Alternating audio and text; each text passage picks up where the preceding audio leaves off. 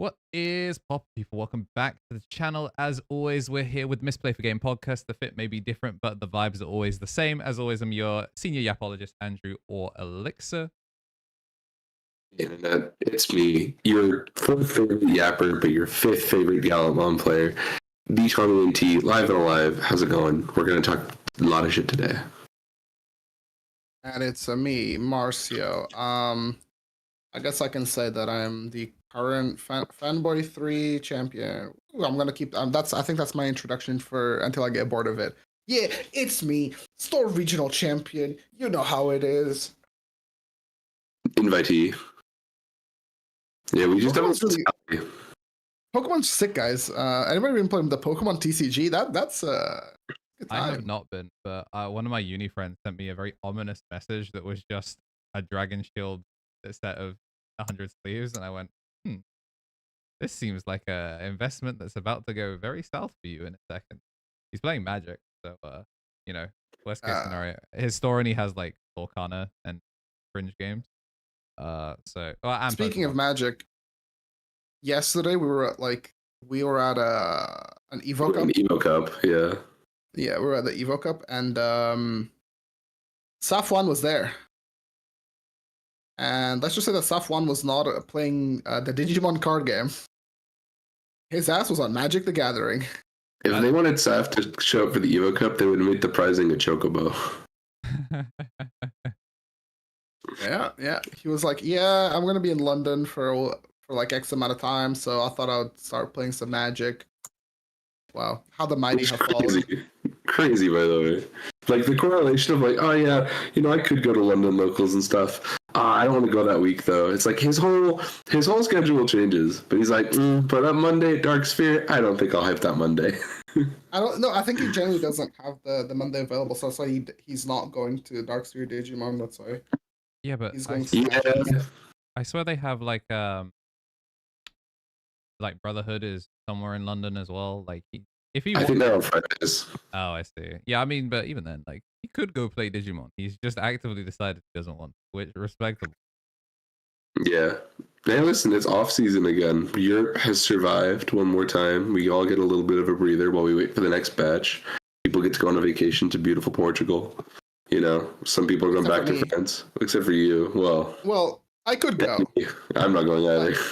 I don't think we can I don't think we can let that slide. Tom's running some sort of like pestilence PR campaign. He's there like from the castle. It's like your gracious lord has decided that obesity is a running problem. So as we've decided to slash the food supplies for the entire town to improve your health. And it's like, it's true. I'm starving, man. Let me eat. And no more votes for you. My thing is like, it's like a flight to Portugal in August is diabolical. Okay, like. If you have like August flight money, you're gonna be eating like shaved ice for the rest of August. Okay, yeah, I would love to go play, but I also like money. Money is pretty cool, guys. Not to shield capitalism, but you are uniquely in a position among the three of us that you don't actually have to go. Like it'd be cool to win trophy cards or whatever, but like you got no Nats invite on the line. Well, I would go to the play because it would be. You have to sink money, is what I'm saying. It would be the first tournament with BT22 available. I think that's right. Let me check the schedule. Digital Gate open. European. No, because France is EX9, right? Yeah, France is EX9. Oh yeah, so it might be. When is the actual release date on the set? It's like early August. BT22.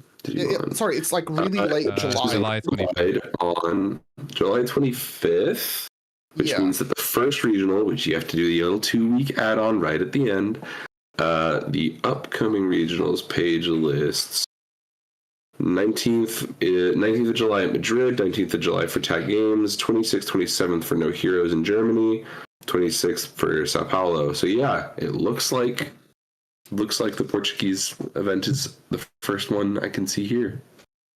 But so you for getting that one scooped up. Yeah, I think it'd be cool. There's a lot of good Digimon coming out this summer. The sets are cool. I think there's like a lot of like particularly exciting. Europe as a whole is getting a lot higher. Like Sword Regionals have been a great pickup. I talked about that a million and one times, so I won't do that rant again.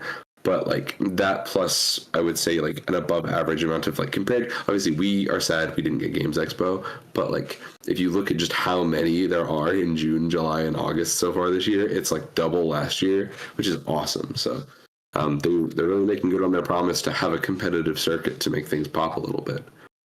But I would also like to, like Marcy said, you play the first event of a format to try and job somebody with your secret sneaky tier 0 best deck in the format. So you know, I think like the appeal would be, if I went to Portugal, would be to like play Cyber Sleuth or Omni.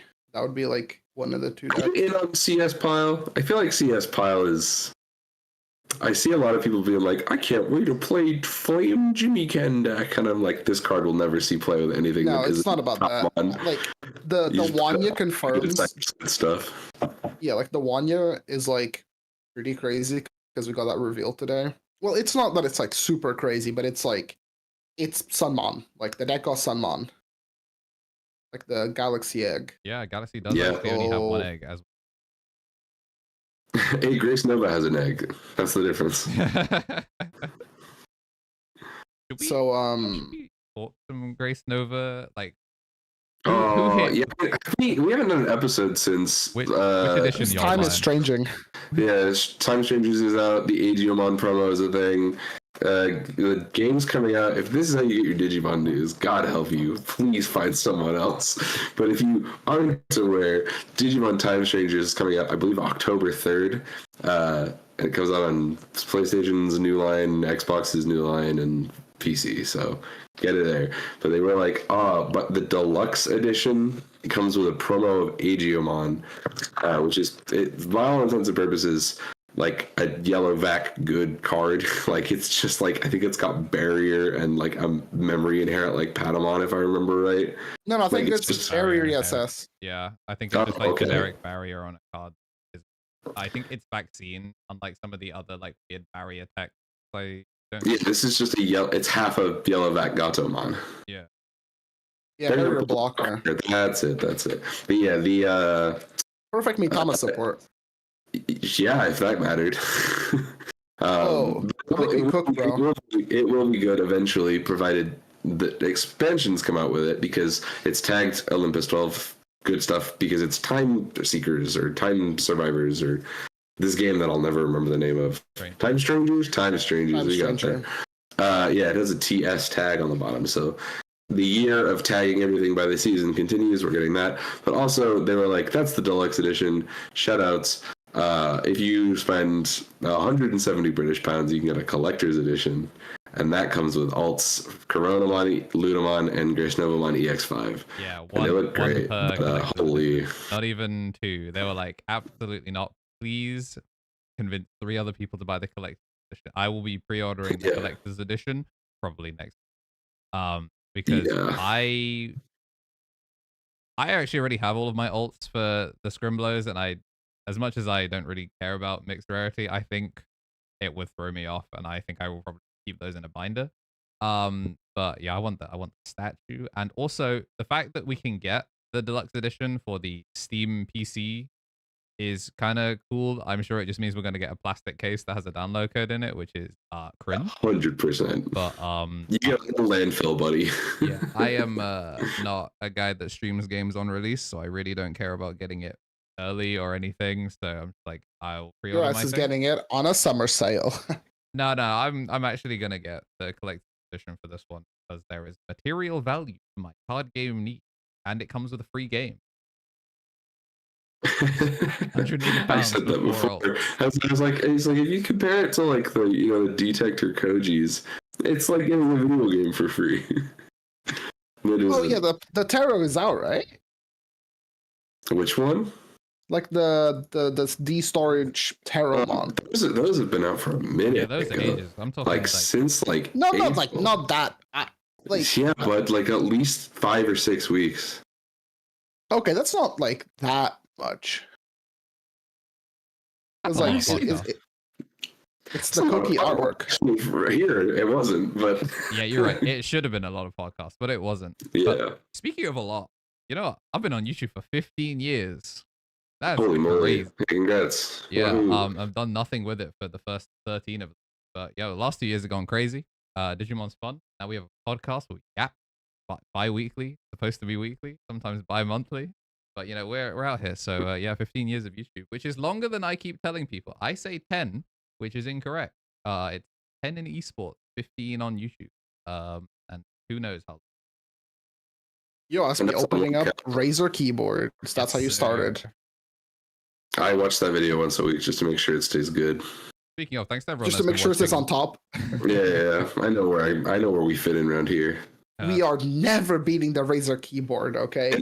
If we do, I'm actively upset about it if it happens. Well, I'll try. But yeah, thanks to everyone that's also been checking out the second channel. We're up to 50 hours watch time on that, which is cool for people that... Did I see you uploading Sonic 06 on there, or am I bugging out? That is coming on Monday.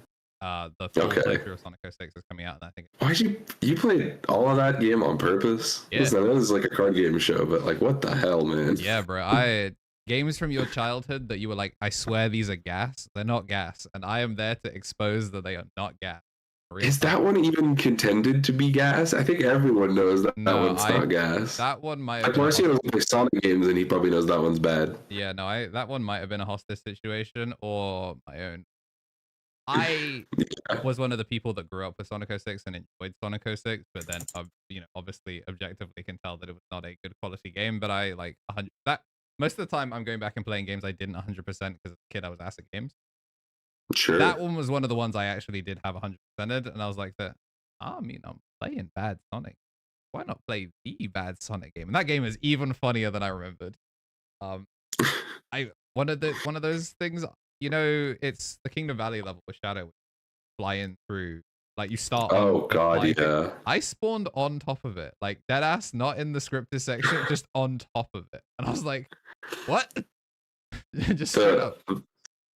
There is nothing worse than having to do like the blind jump bits. I forget what the level's called with Silver, but like where the floor is like invisible. So the solution, the speedrunners, and basically anyone that's had to play that game for more than 15 minutes worked out is you just walk through the walls. And that becomes how you play that campaign. Yeah. It's great. Go watch the VOD channels. You can watch Andrew force himself through Sonic 06 retroactively. Also, eventually, when I've caught up with all of like my Twitch gubbins, I will stuff that's like not Digimon related and would tank my analytics if I put it on this channel. We'll end up on that. Find out when cool new videos go out on that. But for now, it's cool so smart. History. But yeah. Dang. KnTElixar Archive doing okay. Hey, dude. Speaking of history, you guys hear about the Evo Cup prizing? Because they pulled that puppy out of a closet. The newest card in there is from BT10. Yeah. It's like half a reprint box. Is it the errated version as well, or is it? It is, to its credit, the first errated alt art of this card. So if you now have... Congrats to H, because Harry won the Jester games when we played it yesterday. But... It is like, you know, it's mono white on the X. Like, look at their security card. Like, that dude, you know, when was the last time you saw that card get a lot of love? Yeah. But to participation, you get BT9X antibody, and top 4 gets you Cool Boy.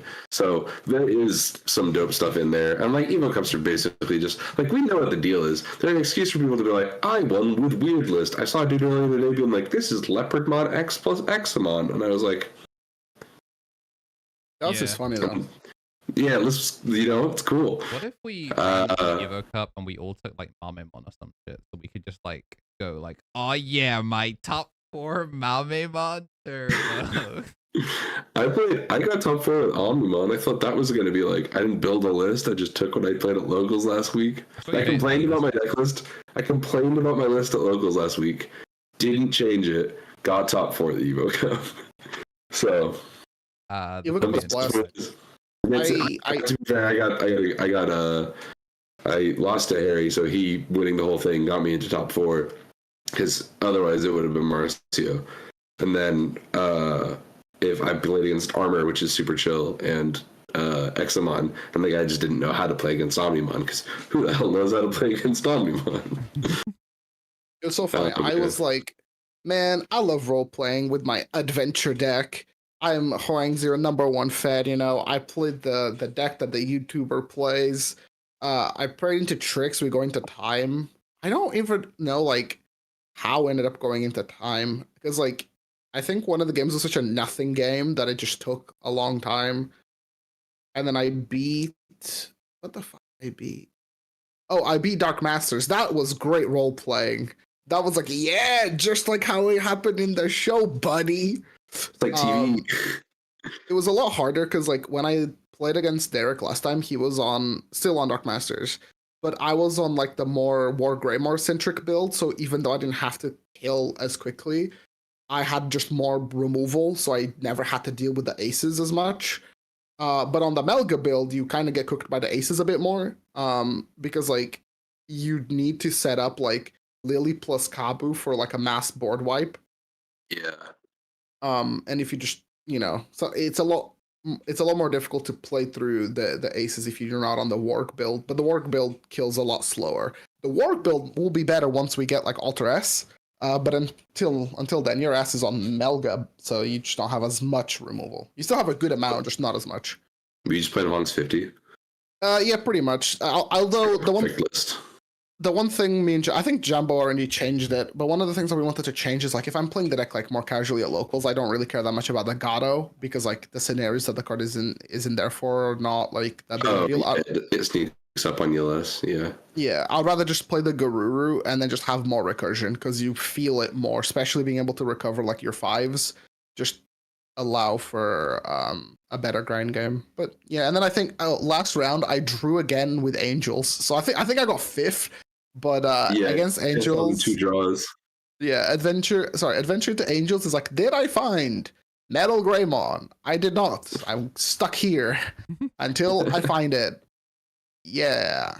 But yeah, are we looking at results then? Yeah, let's take it. We can talk about this a little bit if we want. This is Mesquite. Obviously, this might be old news to some of y'all, but if this is the way you keep up Digimon results, I made one change. You made one change. I took out one Goma because I couldn't be. Well, I only had 2 foil Goma, and I played one. I'll mine this week. I played one Gabu for some scenarios where like I wanted the warp, but it's not like anything. It's like whatever. Yeah, if you didn't know, the most recent NA regional this format was the Mesquite regional in Texas last week, where Adventure finally won something with famous YouTuber Alex Pham. Yeah, technically not its first placement, win, but it because China, it popped in China. I think it's its first win, right? Like we're talking like straight up win, like not title. Yeah, I can't remember if it like topped or if it won, but it was like a 40. It has a what's it called, Super Tamer or Super Tamer Cup battle as well, I think. Super Tamer battle. But yeah, for all intents and purposes, the first win that anyone or like big result that anyone kind of aware of. So yeah, really really cool stuff from Huang. The fact that they had to put social media manager shaking his head before he hits post just so he doesn't approve of reformed criminal Alexander Pham. But yeah, really really sick, especially considering a lot of people have like individually said that the adventure deck list that they did, it being so different to how they normally do their deck profiles, was kind of weird. It's like they played Saw. Andrew coming in a bit quiet. I will try and fix that.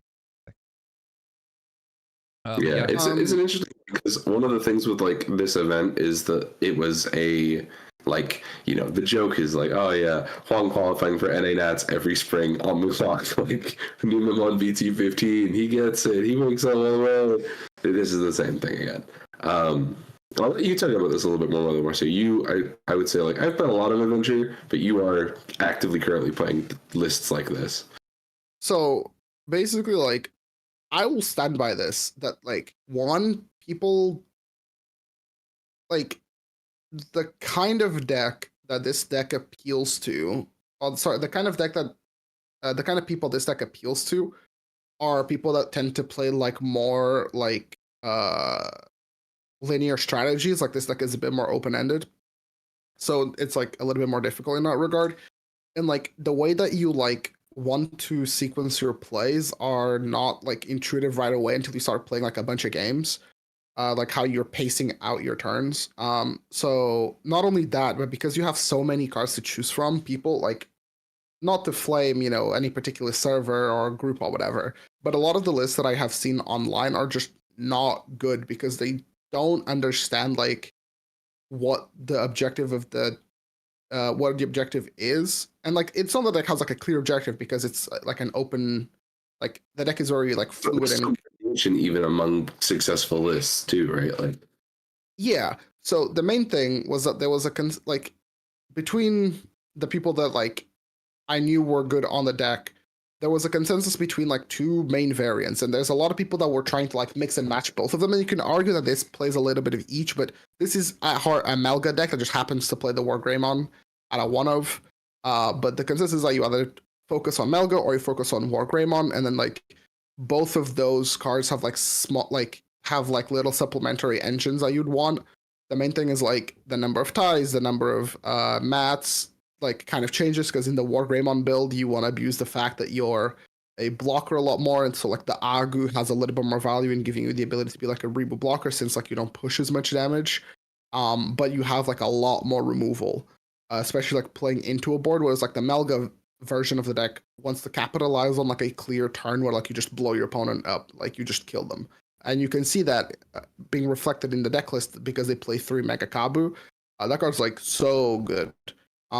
People think that like a suspend is not that strong, but a suspend on the opponent's turn when they've used a form of removal to like force one of your options is like really devastating. Because typically decks that like want to play through like an ace plays like they want to remove you, so then you can't ace them, and then they can freely swing. But then if you play out the Kabu, well, then you can basically take away their swing. So against a lot of decks, you take their agency. But also like being an unsuspend means that like you get access to like all the big Melga bombos. The main thing is that like because you because we're not playing like the Garuda at first was kind of like overvalued in giving you that security check for more damage, but you already have like your mapping already works out in a way that you don't need it, so you'd rather just play better level 5s. And then I think the other thing is like people don't want to commit to this deck because you need the tie. And like I think this is the best list at spending the least amount of money, because the only thing you have to buy beyond the 2 star decks is like, okay, your commons, which are nothing, and then it's 2 tie. On average, like it's 44 cards from a starter deck. It doesn't get a lot better than that in Digimon. So Tai Kamiya is currently 20 euros, give or take, 25 euros. I'm sure on TCG Player it's a lot more. Yeah, but then the issue cheap they got here. But the issue is that it's like, okay, 22, okay, so $40, right? Let's say for the sake of argument, $50 for your 2 ties, right? But the issue is that it's not just $50. It's so you're also buying like the starter decks, and you're buying like, let's say you're buying like one of each at base value, right? That how much do they go for these days, the starter decks? Okay, just with the tie, obviously it's TCG, so shit has spiked. But before Huang's win, they were like 16 top. It was just as affordable here. Like it was a really affordable generic secret, but obviously now people are buying it. But yeah, the starter deck, I think they're priced like 50. Yeah, so let's say you spend like, let's say you buy 2 of each. That's like kind of reasonable, right? Like you want yourself some nice scrambles, and like you want to have the Melga cards and the war cards.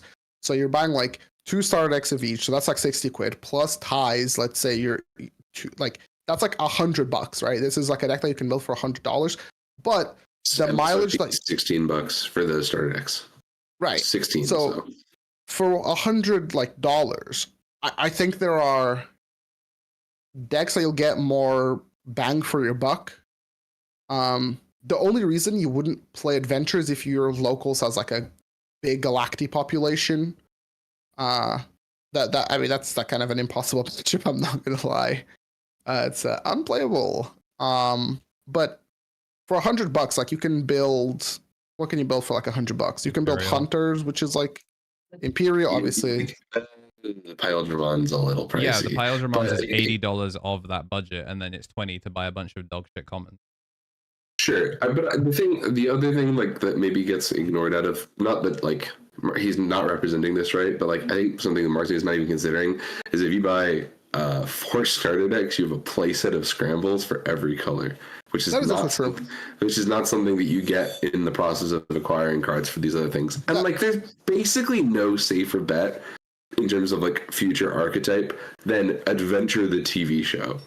Yeah. So, like, this actually might just gap Greymon. Like, Yeah, because we genuinely don't even know if Adventure 02 is going to be tagged Adventure or if it'll be tagged 02 or something. Because even if it's tagged both, like Nightmare crazy scenario where it's tagged Adventure and tagged 02, that's like, of all the sets that could get it, like Adventure is the biggest of the two. So it's the one that in theory should as hold up movies better. as well, you know, like, or however long away we are from a try set. Right, like the things that come up. It's you couldn't spend your money in a lot more efficient ways than you could like this. That's my 2 cents. The thing, so because it's like the deck is pretty good, but I still believe that there are other options that you could spend $100 on and like be a little bit easier to play and like maybe a little bit more competitive, like more tried and true.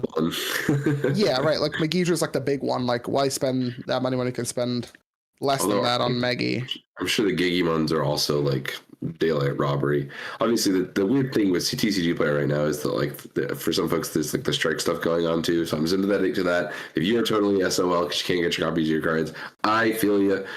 Maybe take a minute on this one. Although you're more likely to get this stuff at a starter deck like from a store. Like I've seen these at Target. You know what I mean? So good luck. Galaxy, I think, is like actually maybe not Galaxy because of the Hexablows. Yeah, I would say of the like the stuff that's consistently. Yeah, I would say like you would probably be looking for like the consistently placing like. Well, I was about to say you'd probably be looking to see like consistently placing purple stuff. Like I think like purple hybrids on the cheaper end. That's like a deck that's pretty good. I think Sakuyamon's on the comparatively on the cheaper end among the things we've listed. Pause plugins notwithstanding. Oh no, they're like ruin mode. Talking about my ass. Yeah, like ruin mode Volder is still probably quite expensive. Gallantmon can get pricey if you're playing Omni-X's and stuff, but on the whole, that deck is not super bad anymore. Secret Gallantmon's reprint changed a lot. I think like Levymon's not that. Protoforms are like going down continually. I don't. Let me check. Like event packs have finally sort of started to add up. They're now cheaper than the other ones again, which is cool. Cheapest is like just about 20. Yeah, I mean that's a tie, right? So it's a somewhat unequivocal. So the one is a great pickup too.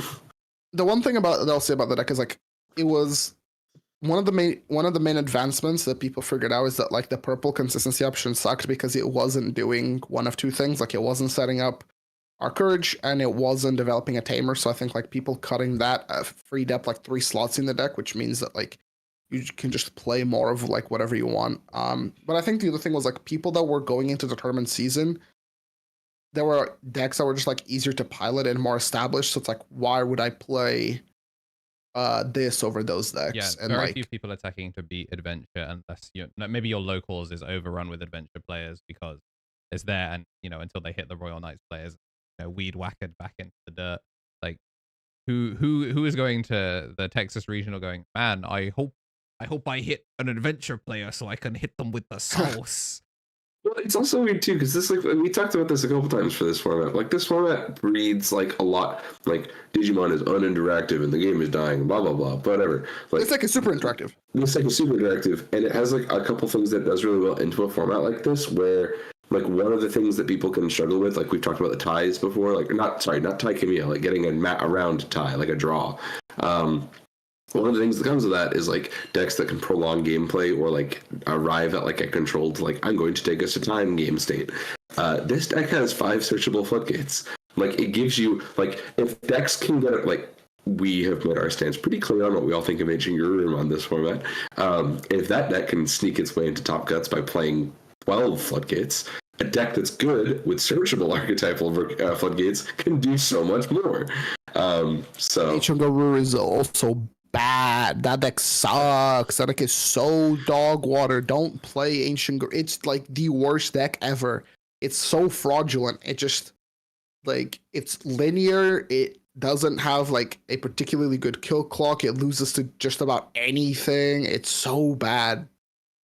It's my deck to hate. I hate that deck. Also, it plays 12 floodgates. So if you don't have to play 12 floodgates, now you can play good things. So this deck is that. Congrats to Huang again. I think it's really funny that on this, but I was gonna say I think it's really funny that Donkey Nog got second. Yeah, I thought. yeah, so funny. And it's like that is a slop list. I'm sorry, that's not Lord Nightmon. That is a slop. Like it's got the same. It's got more Lord Knights than Levy is, which is why I think it gets the name. It gets Lord the Knight. tag, yeah. But that's a Levy deck. That's a Levy deck in this guy. No, there's one tier list out, and I said Cerberusmon X needed its own spot on the tier list. This is why. Yeah. These cards are evil, dude. Like, look at this. Not even playing Biting Crush. I mean, cool boy, right? This is Yeah. if you are like obstinate, Moment's a much better player than I am. I am riffing. If you are obstinate that you just don't want to play Megi, purple, Gromon engine, good stuff, this is what you would play instead, because you get to play with protoforms and you get to play with draw one, trash one, and life is good. Dude, I think like crazy. this is the kind of deck that like only like him would be able to win with this, because like this deck. Like, this list is so, like, wishy-washy. It's like, yeah, you have, like, a little bit of everything, and then, like, you can theoretically beat about everything.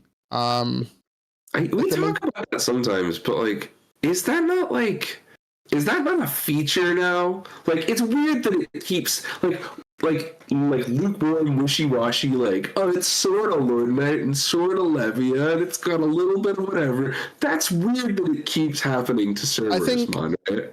I think the only thing this has going for it is that you probably have a better Megi matchup because you have like retile, redirect, and then you can set up traps in the graveyard with like a protoformed level 5.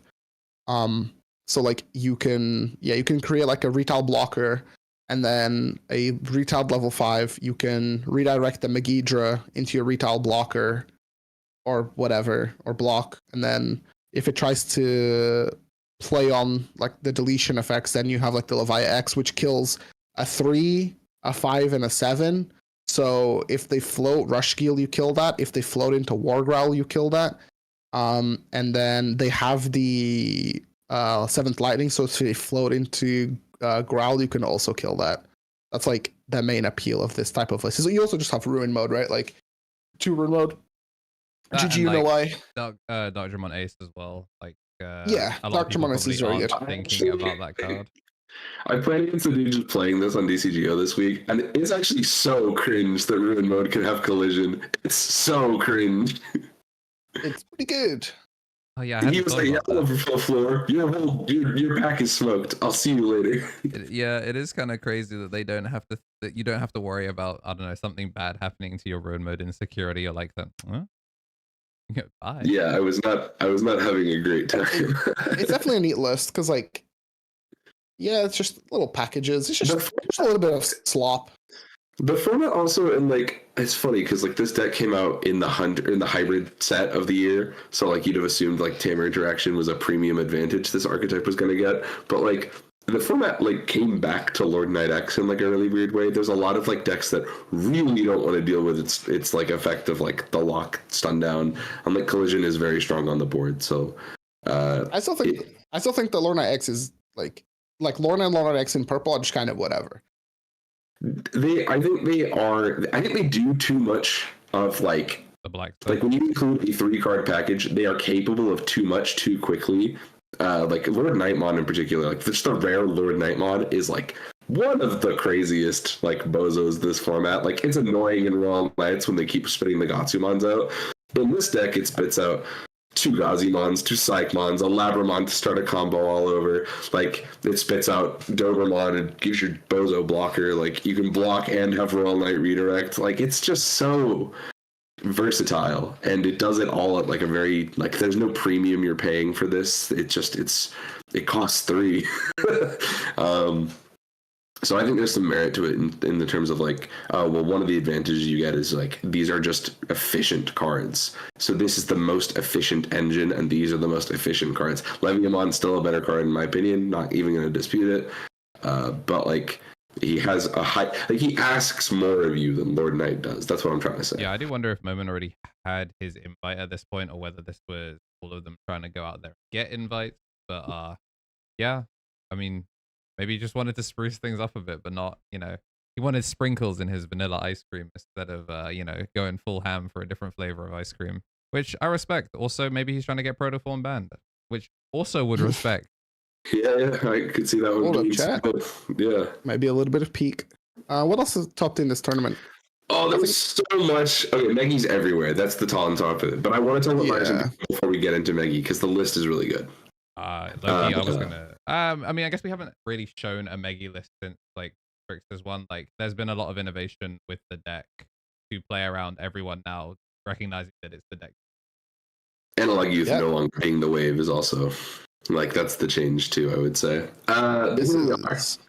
So Virus Imperial, there are a couple of things about this list that, like, as somebody who's played a good bit of this deck, I think are really important to look at. But the first part of that I think is like, oh, immediately this should be what gets your attention, is that this is the most like split I've seen the fours in a while, and it's because that's a good healthy amount. Yeah, it's a like, how do I put it? It's a adaptation towards like, oh, I can play through the like stuff that's supposed to slow everyone down and keep up with the fast things. XVmon pops them 3Ks. If you have to play against like the weird Lucemon anti-control metas, Stingmon outs Lucemons and stuff. Like, there's a lot of like particularly interesting fringe cases where you also want like, I had this conversation with somebody the other day. The Wormmon Searcher is the card that you're less likely to have in your stack as the game goes on, because much of the Virus Imperial game plan just turns into like BT16 Wormmon doing full combo over and over again, which, it's the power budget of the deck. I get it. But Stingmon being a way to put retail in something that you're raiding with means the Stingmon helps you flip your Galacticmon matchup on its head, so you can just keep hitting them and keep popping them. So eventually you whittle them down. They lose the ability to play stuff by the effects, and then it's like 3 or 4 pops a turn, which is really strong. So it lets you interact favorably against decks that are doing the thing where you go, like, because logically the correct line against this deck is to just make your Galacticmon 24,000 EP. Like, that's how you win it. 26, right? Because it's plus 12. Yeah, so 12 plus 14 is 26. You get huge. And retail don't care. So that's a big change. I think it's nice. The other thing is Demonic Disaster. This is like this card's having like the PR campaign of all time right now. If you haven't been keeping up with results, it's in everything. Purple is enjoying the hell out of it. Part of that is like decks that have the ability to go sort of like a fake wide before they commit to a combo. So like Megi has this as well. We're probably going to see it in a couple Megi lists in a sec. The like ability to unsuspend in purple is super powerful, and it was balanced around Chaos Golem on BT5 needing to do that extra damage to maintain a healthy game pace. In this, it's like, I think one memory trigger my undeletions is pretty broken. Yeah, that's true as well. It's just the extra calling for when you need to pop off, but you'll watch it do its stuff sometimes. Like, the other thing is, like, this deck is, like, people play around it like it's a partition pile, which is true a lot of the time. You do sometimes partition, spit out XV in a 4, and then combo off again. But that won't trigger on your own stuff, but Shaderamon Inherit will. So you immediately resolve everything all over again, all, like, passing turn. Like, if you pass one and do the thing, you'll full combo. It's stupid. But sometimes, like we said before, when all you have is nails, sometimes the best hammer in Digimon is the deck to pick. But yeah, I think the adaptation towards like Galacticmon is here to stay. There is no Galactic in this top 16, I believe. Part of that is that, like, I think NA has been, if you look at like results over the last year or so, I would say NA is like kind of a region that doesn't want to build around promo decks. Like, if you need a lot of promos for stuff, sometimes NA will take a little pass on it. That's why Imperial, like, I think about like the Niagara Regional last year, where like Imperial was like half the room. Like, nice deck, pretty affordable, very good for the room. No promos. So that'll tend to happen a couple times here. Yeah, and I know that with no promo. A lot of people are happy to spend like $80 on a play set of a card that probably isn't going anywhere and it's a staple thing, especially because generally the rest of Imperial is pretty cheap. Obviously not really the case with Virus Imperial, but like regular Imperial, like, yeah, it's got that high barrier of entry for the SRs, and then the rest of the deck is literally pennies. So I feel like that it's not lost on me that half this top cut has at least one promo with it because Shadermon is a monster, but it's actively being reprinted the event packs. And then the Digimons themselves in Megi are still relatively cheap. Like, you get them at locals, yo. Go to locals. Another deck that and a deck that isn't here is the Sakuyamon deck. Like, that deck just did not show up on the day. Mm-hmm. There's probably a lot of reasons why, but it's my thing. I'll stand by the fact that like Sakuya has like a dedicated amount of players that play the deck, and it's not a deck for the masses.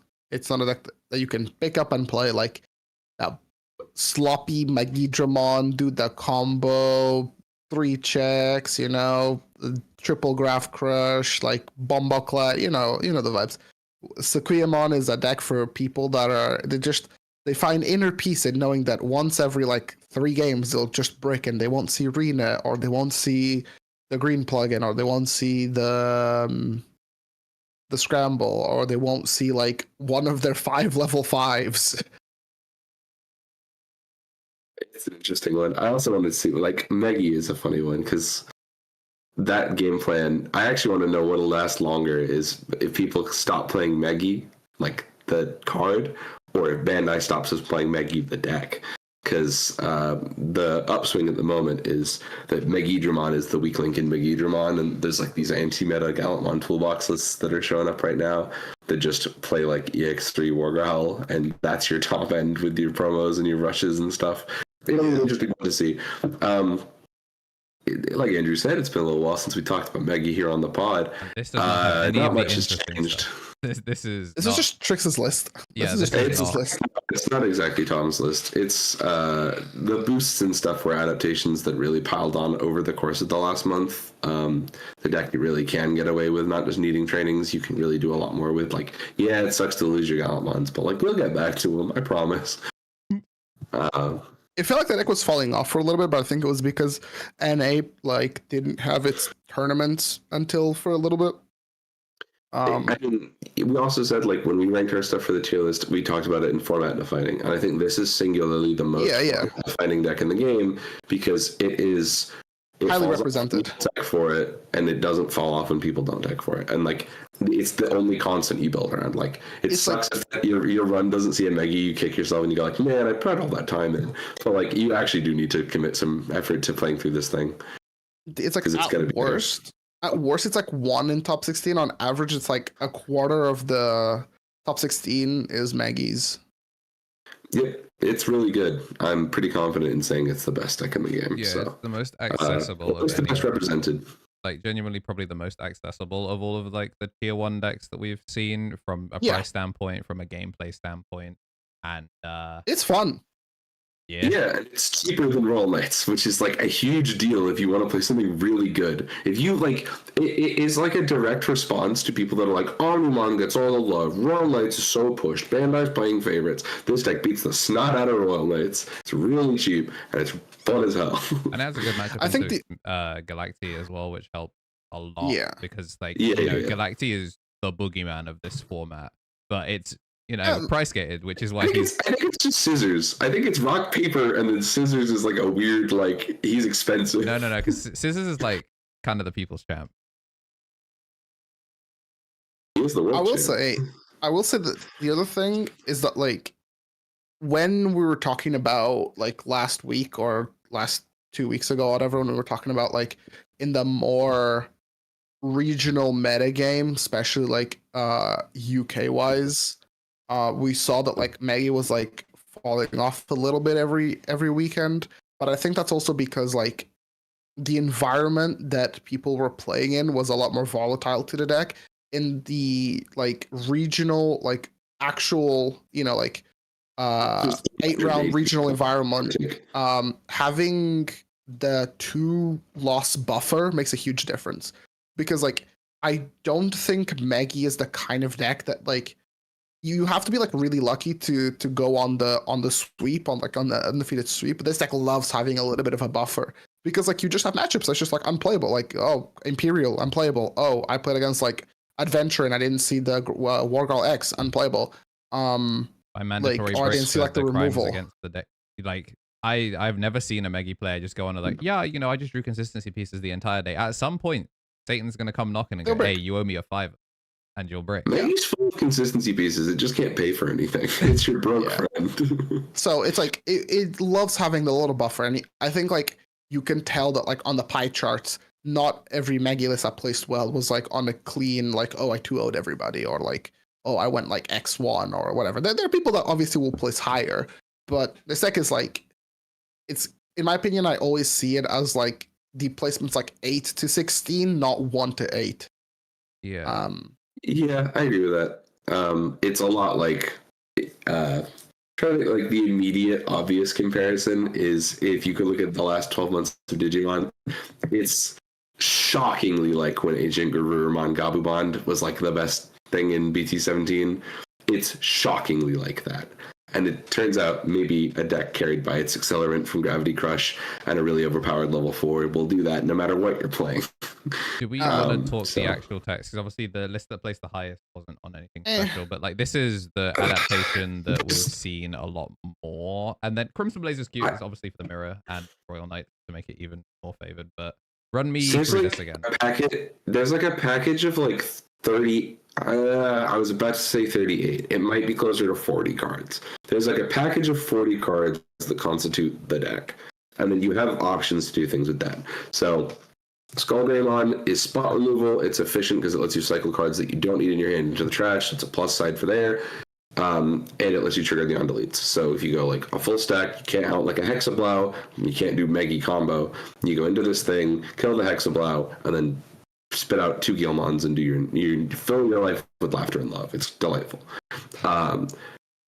It's an option to handle those kinds of situations because like you need lower level, less commitment pieces. So like everything worked like the adaptation we've seen here is tons of purple boosts, tons of purple trainings. We're finding all our stuff this way instead of like needing to worry about consistent dig or anything like that. Like Analog Youth is good and it did well here, but in of itself, it does not like singularly give you it gives you card search. It doesn't refund itself. And so like in a deck where you're not getting a lot of memory except for Grav Crush when you go off, you need to be able to find cards that kind of give you something back in that regard. So the trainings are good because it helps your next body go off. The boosts help you continue playing on that turn. Like there's a lot of value from that. The other cards are like Wargrowl X because Wargrowl X is spot removal, but it gives you immunity to bounce and bot deck. This card really wanes in popularity. There's Digimon I designed, which lets you do it as like, it turns your turn of like push, swing, swing into like an extended combo. You can build multiple rush things from trash with that card.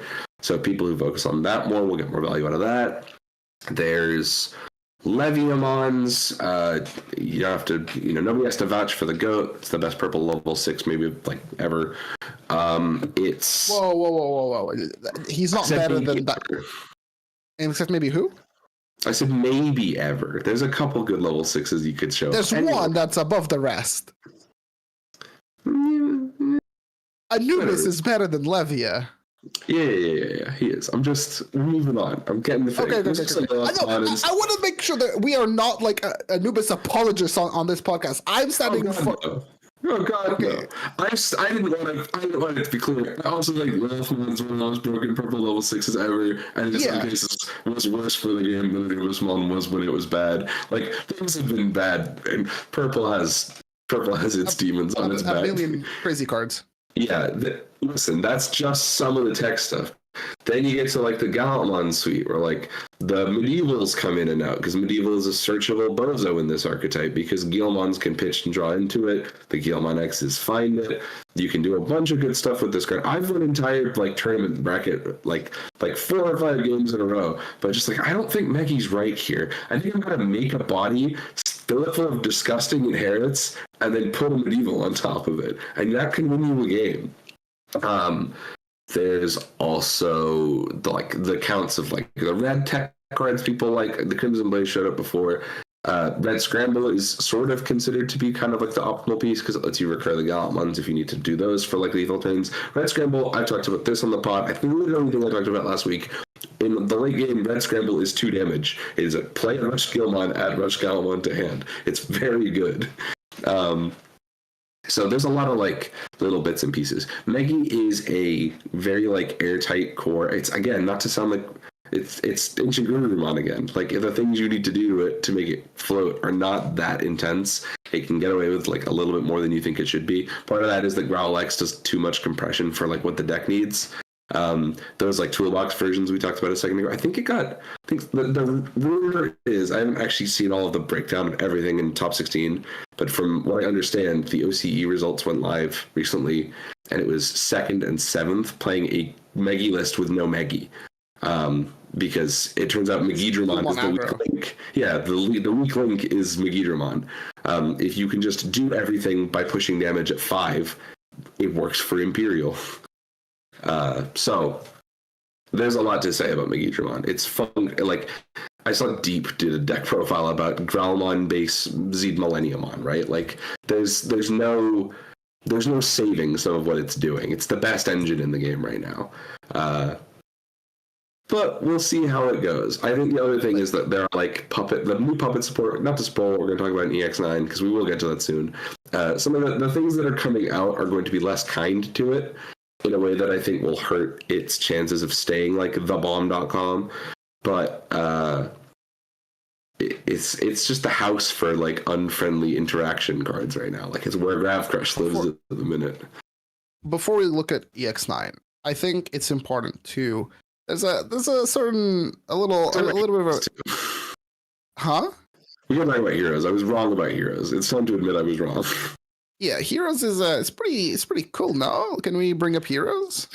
It's 4 of every Tagaru. Oh, sorry, this guy's playing 3 Gumdramon, so it's not 4 of every Tagaru card this time. But it's all the Tagaru stuff, a little Happy Agreemon to glue it all together, and your favorite red cards. It's like, so for those that don't understand how this deck works, you're basically making a stack and just like doming the opponent. You abuse the fact that the Gaiamon gets to unsuspend, and then like I think like your damage mapping on average is something like swing with Globe for 2 checks, or Arrestor with like Fire Rocket, or swing unsuspended. So you always get like 2 checks, and then you unsuspend into Gaia, and then Gaia gets you a burn and an unsuspend. And then you basically like you play like a really ignorant like red deck with crazy follow-up, because you have the ability to play out of thin air with the Agunimon, because like you play out so many tamers. You actually don't evolve over the Tai. You actually evolve over the Tagaru, because the Tagaru has the most like diminishing returns. Like after a while, it's a tamer that does the most upfront, and because like he puts a source under him, as opposed to the other guys, when you evolve into the Yaguni, that's like a free thing that you have under the... Yeah, it's a pretty funny hybrid. And like you basically like deal a bunch of damage, and then if you kill the opponent, cool. If you don't, they die on the next turn. So it's like almost like two turn like kill deck. I think it's like pretty neat. I'm missing Gaiamons. I need like 2 more. So anybody from my locals, if you have Gaiamons, you're way too late for that. I have Gaiamons. That's just this version, by the way. If you want to click on the other one, it looks a lot more like the thing we talked about when we did that Boko forever ago. Check out being a channel member if you want to see the Boko. But like, the deck is a red shell, so you can put ace good stuff on top of it if you want. You can play it with red floodgates. Like, there isn't a wrong way to do it. This is 3 training. I think the other one was 3 training or scramble. The other one was boosts instead. Like, it was just so much more, like, there's no fire rockets in this one as well. Like, there's so much you can do to just, like, make a collection of your favorite red cards and red mechanics, because that's the idea. Hero is like, what does each deck kind of represent in its own game plan? Vmon is here because they just needed to put Vmon in here. Like, reduction. This card does not represent the playstyle of a Vmon deck so far. Maybe like he's cosplaying a little bit of Flamedramon or something. But like Gilmon played because he's just like the better of the. Is always good. The on delete is really good in the format full of Megis, because if you make a stack, I suppose, back, it's pretty advantageous. But can Hero load anything? Hero can load any hero trait, so so you can load as a hero. Yeah. Okay, so when they blow up, you can tax them for 2. Yeah, but sometimes like this is a list that's playing a little bit more of like I would say reserved like level 5 beatdown. Loading from trash, yeah. Yeah, that's true too. A Goonie picks some trash. Most of the lists I've seen do well with Hero are just playing 8 Destiny draws, because it's 4 Guilmon and 4 Gumdramon. Gumdra, yeah. Yeah, I think like the other thing is like the Valk. I think the Valk is here specifically for Megi because like I was thinking about putting Valk in Red Hybrid because like the way Valk is like very good against Megi because like you apply the -5 and then on the first check you kill their stack. And then yeah, so you still take 2 damage, but the difference is that they don't get to float off of anything because like the War Growl doesn't float into a Gil anymore, and then the Megi doesn't. Yeah, like only in the late game they can maybe float into a 6. But like at that point it doesn't really matter. And like Valk will always swing for 2 damage on an empty board, so like it carries on like the spirit of the deck of like, well, I'm going to swing, kill things, and then like deal a bunch of damage. Like you're playing for that 2-turn kill. It's pretty crazy. So I think I'm gonna pick up the rest of the stuff to finish this deck off because I think the other thing is like Takuya in Red Hybrid is neat. Takuya in this deck, holy dude, it's so obnoxious because like you have all the names that you want, so you're just going into level 4s for free or level 5s. Like sometimes you can, if your hand's a bit whack, you just promote a 4 and then evolve into a 5 for free, and then it's like, oh cool, I'll evolve into a Arrestor and like ping you for 1 and then swing again and then Gaiamon unsuspend, do whatever. Yeah, I played on DCGO with a list, not exactly like this one, but you can start a main beat taunts by popping everything on the board because your Takuya will pop off, which is crazy. It's pretty good. Yeah, I was wrong. I think it has some potential. I think the other thing is that Red's just in a really great spot right now. So it makes me hope a lot of this deck doing well. Villain box will be playable. Yeah, I think somebody said, I think it was H said in the chat, like, this is Arrestor superior mode the deck. It really kind of is. Like, Gaiamon's great, but I don't actually think you're playing an unplayable 50-card list if you don't have secret Gaiamons. Tie does help, though. It will suck to not have Tie. I think this is like that, like, people were just, like, not expecting it to do well, and, like, it started just getting the cook started happening, and you just kind of had to be there, and then it's like, oh. Look, I get what you mean, but I think that's a really, like, it's just the way we have to describe it sucks, because I actually don't think this cooked. I think, like, I love that these players, I don't want to be a jerk on the internet, so I'm sorry if I'm coming across that way, but you did click hero into a search bar and put all of the good cards in and put none of the bad cards in. But yeah, it's like, what I mean is, like, the initial ways that people were approaching the deck, I think there were... It was like people were experimenting with different like hero top ends. Like some people were trying the Wargame on Ace. Huh? Wargame on Ace, I wasted forever. I wasted so much time on Wargame on Ace. Some people were trying the Serious Mon as like a potential out. Like some people were trying the Cross 7 Superior mode as like a potential thing they get to do. The Gamma Mon being able to like give you that warp option could have been okay. I think like I saw some lists that were messing around with where is he? Marcus? Yeah, like the Shining Greymon as like a super piercing raid big man mode. Yeah, I think because there were so many pieces, like it's obviously great now to be like, oh yeah, you played all the good cards, but people have to figure out what the good cards were. It's not something like Atmon where there weren't enough cards where you did just, you play 4 of everything. I feel like a lot of the hero players probably also, got all of that Atmon stuff and went, yeah, this shit is not finished. So let's take a look at something else that has, when I bought 4 boxes of BT21, I probably have the rest of the hero core to fuck around with. So, I mean, credit where credit's due. Like, it's something that shows, like, linear progress in its deck building and results as a result. And now, obviously, it's not solved, but definitely a lot more streamlined. You don't have to mess around with the other stuff. Those cards are for their decks and not for Gogglebox. But it's really cool to see that people have actually turned this into a pretty playable 45 that's not dummy expensive. It's probably not this is like okay. They're not that bad. The most expensive thing in here is Tie, or depending on if the medievals are here, the medievals. Yeah. But like this deck has permutations you can try, so it's a neat deck. Yeah. Listen, it's a little bit into the hour here on the recording, so apologies if we don't get to your stuff, because obviously Roll Knights continues to do well. Galaxy made a sneaky top cut. The spoiler for the Galaxy list is that Ukomon is back, and I actually have reconsidered how good that might be this format, so something to try if you're Galaxy head, that Ukomon might be the wave. But I think we should talk about what's coming out next, because EX9 is like 2 weeks away. Something like that. Away. The most like nothing set of all time. I'm looking at this. Mute me, Andrew. I'm gonna kill him.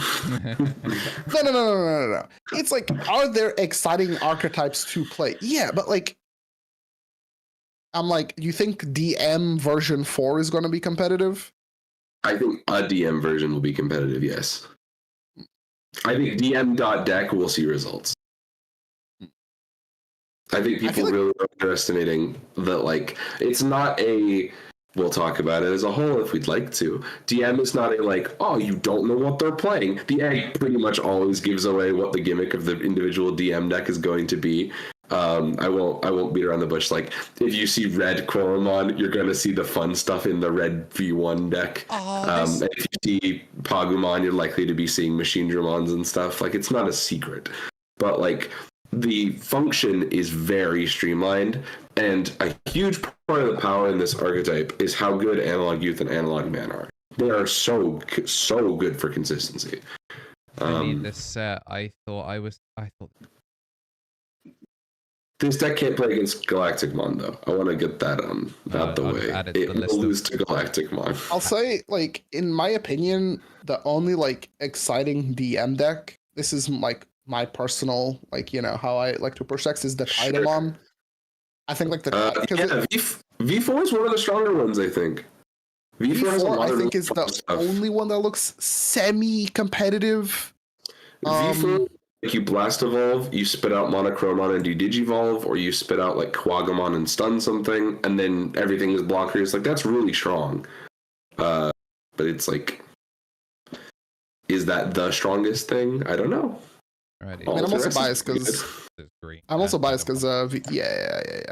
has Tidamon and it has green. It's like, oh. Yeah, me and Jambo were saying, it's like, oh, shocker that of all the DM decks that we like the look of, it's the purple one. Fuck's sake. So I think the best way to do this, because I've spent a little bit of time in the lab with some of these DM cards, and the way I can like best pitch it to you guys is if we talk about the eggs. So are you guys starting to do a little egg recap? Sure. Koromon is the V1 egg, and it does its effect of interacting and evolving. Uses face downs to evolve when attacking. That's the red flavor. All of them are tied locked to their DM version. So even though the whole deck will work just fine with DM trait cards, and the egg notably will still have the inclusion of having the trait and the number, they only do the egg trigger with their corresponding version. So Koromon's like when I was testing this a lot, the deck's moment of power with a Koromon egg is when you swing and go into a Metal Greymon and blow up a board. It's very good at doing that. The Surumon does it with a blue flavor. It turns into a V2 during your turn timing when you trigger from an effect. So it's kind of like into how Garurumon plays, where it just like effect, unsuspend, go again. Except this time it's effect, evolve, pop off, which is the thing the DM deck does. So when this deck works, it's because you stack something and then you go into Metal Mamemon and then you absolutely annihilate a board by bot decking it. It's really good at doing that. Tokamon does the same thing, but it's reducing cost. So it's like a like kind of more passive like control play, where like if you trading into something 2 times in raising and then pop off, you get a ton of value out of that. So Tokamon's good. We'll skip the black egg because it's not a DM card. Tanemon is green, so it happens when things get played, and Pagumon is purple, so it happens when you're trashing pieces. This one's really good, actually. Like, as an individual standout, I'd like to highlight this one. The V5 stuff as a whole, I think, is one of the stronger ways to play this archetype, but as I understand the timing, you can trash the card you're going to evolve into. So you can stack it with Analog Youth, then trash it in Evo, which is very good, because it means you're not wasting the face-down cards. You're just putting them where you need them early. It's like a called shot. It's really good. And the DM deck, basically from there, is it's not adventure in that like it's about making a board that combos and expands. It's adventure in that everything works together, so you have a variety of tools to play with. Like, you have bounce, you have bot deck, you have Digivolve, you have sword strip, you have deletion. Like, you have all sorts of stuff. It's just the payoff turn is tied to the egg. So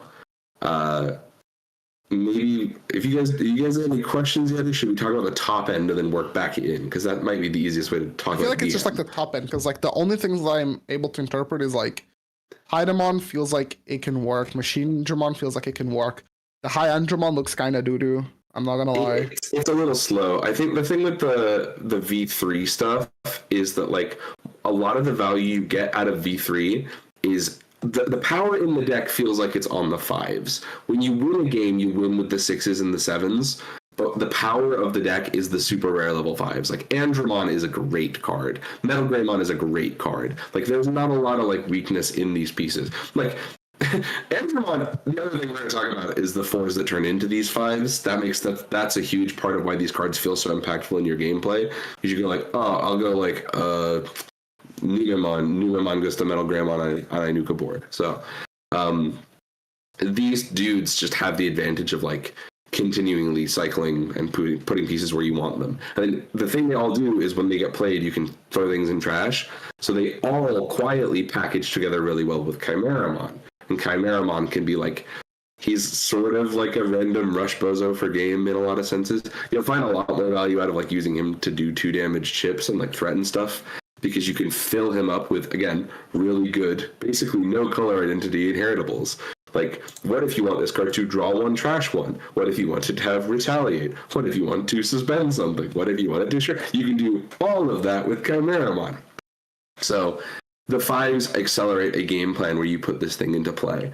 The other 2 top ends are Machine. Well, no, Marcin brought up Tidamon. Maybe this works, just looking at the aces really quick. Hyandramon, Tidamon, Blitzgreymon, Cruscarurumon, and there's one more, and I'm having a brain fart. Where is he? It's version 4, version 5. Actually, he might not be in an ace. I think that's it. Yeah, that might be it. Yeah, that's 4 aces in the machine, so we're all good. Just have to do my math. The aces themselves, you're not wrong. Hyandramon's probably the worst one. It's still nice to have it in the deck to be able to put things to security. But moreover, he like lets you build a bigger board, so like you can sort of get value out of like the way that this engine plays. Like the Tokomon enables like a very specific style of like, you want to spend a couple turns using the train. We didn't even explain the training keyword. Training keyword is you in the raising area can suspend it to put something face down underneath, so you add another layer to the power. Raising area. So and the board, yes, that's true. So Hyandramon having like a faux immunity and like protection effect is really good when you've committed more of your cards to this stack. Like this is kind of the big dude version. But again, that's just one of the versions you can try. Tidamon makes for like, Tidamon kind of plays like Melga Ace and Adventure, where like you just like summon dudes and go in. He doesn't get rush because they've learned their lesson after a while with Mervamon. But there are ways to make value out of that. But this thing making blocker retail and counter timing is fantastic, so you can just chump like whole boards with this. But again, it spits out any V4s, and the V4s have a lot of really strong candidates. The V4s, like the one I kept being like, oh my god, this is the combo they think we're all going to resolve, is Tidamon, Blast Evolve, and you play Monochromon, a Monochromon Digivolve something. It's amazing. So I'm a big fan of that. Quagalon's good too, but like it feels like we actually talked about it earlier. Like there is inherent value of when people are pushing for game. If you tap down their attacker, it's very strong. So I think it's also like you can go like Digitamamon being able to be because Digitamamon is a when Digivolving effect that plays a version 4. Yeah, you can get a lot more value out of him. So it's like if you can go. Could play Digitamamon, that stuff would be crazy. No, right? It's like it feels almost like Agitar Sunflower, where you go like Tidamon, play out a 4, evolve the 4 into Digitama. Digitama plays out another 4, so you have a 6, a 5, and a 4, and then the 5 is threatening another Tidamon. So it's like not like horrible. And then you have Alliance, of course. So because you can give Alliance as an ESS, you can like start pushing like an amount of damage. That's before you even get to Megadramon. Like Megadramon's crazy. Like of all of the 5s, Megadramon feels like, oh my god, they really want this one to work. He's on play, placing one card from trash as its bottom Digivolution card. It doesn't matter what it is. You can pick whatever the card you want to go face down is, which is really good because then you can then stack it again with the trash effect or use the egg to trigger that. You can delete 2 play costs or lower, and you just keep adding for each of your face downs. So it's not sorry, it's not play cost 4 or lower combined. It's 2 targets at that play cost. So you can keep making that number huge, which is really strong. And then he has end of attack unsuspend. So Titamon spits something out, and then you use his inherit as Megadramon to unsuspend Titamon to hit again. So like there's a lot of really strong pacing that you can get. And the Titamon, like seriously, the Titamon feels like a very powerful card. So if you want to play a Titamon deck, Marcio, I think you'll enjoy version 4. I think that one. Yeah, for sure. We should talk about the Tamers before we keep going. Like, because Ultimus and Machine have had their time in the sun already. The Tamers are the reason this deck pops so much. It's Analog Man and Analog Youth. And maybe we need to talk about EX1 Analog Youth, because he's low-key going to go in this too. Analog Youth is start your main, place of one from hand as its bottom Digivolution source, face down. So it is like just stacking up effects. The fact that it triggers start of main is really nice because like you can use it. Like the Pokemon using this to evolve means like things come out of Analog Youth hand and then swing to evolve into them from trash. It's very strong. And then he triggers his own effect. So he stacks something underneath, and then if you have 7 or fewer cards in hand, you can draw one, and then you always get a memory, and then he gives everything reboot. So like the Titamon beatdown, just keep talking about Titamon, where everything is a retail blocker, where you just want to keep hitting them in the head, they all reboot. So it's really good. Analog Man is a mem setter. His power comes more in his correlation to Machine and Chimera, I would say. But you can still get a lot of value in a hard playing the level 5s, because they all trigger. Sorry, his effect is when you play something that is Cyborg, Machine, or DM trait. If they cost 7 or higher, you trigger him, and it's draw 1, gain 1, and then stack 1. So all the 5s will activate this effect. And the 5s, just to be clear, they give you an extra thing to pitch. So you pitch the 5 to reduce their cost. That isn't reducing their play cost, so he still triggers. So you're playing the 5s. Like, if you have 4 of these down, you're playing the 5s for nothing. Like, it's so good. And then the kicker is that this thing turns... Like, in the late game, your Chimeras cost 3 because of assembly, but they cost 0. So it's pretty good. This card and Analog Youth together accelerate you through your deck much quicker than you think you do. The problem with them is the Tamer acceleration is a little light in this deck. The only like notable like this card was clearly put here to do this is Mamemon, and he's V1 only. So there is an inherent advantage to V1 in that regard. He's collision on play when Digivolving, reveal the top 3, play a level 4, play cost 4 lower DM trait card. So he'll spit out the Tamers that way. But if you stack it up, you spit out a lot of stuff. So it's nice. And this is Digivolve. So this whole deck just has like 1,000,001 powerful effects. Like keyword good stuff. Like this is a deck to test like how much, like when triggers activate, like this is good combinations of start of main plus your turn effects. This is a good combination of like rainbow color removal. There's a lot of really powerful things in the And then my like happy world. We talked about Machine. Machine is like I think Machine might be better in this than actual Machinedramon, but I think more experimentation will be done with Machinedramon the deck. Mm-hmm. So I expect to see results in that first.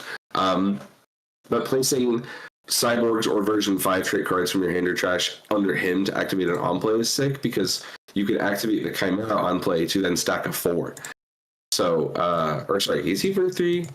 It's for 5. Never mind, I got confused. There's a couple pieces that you can like combo off together. But Machinedramon has again, the other thing is all of the super rare Cyborgs work with this card.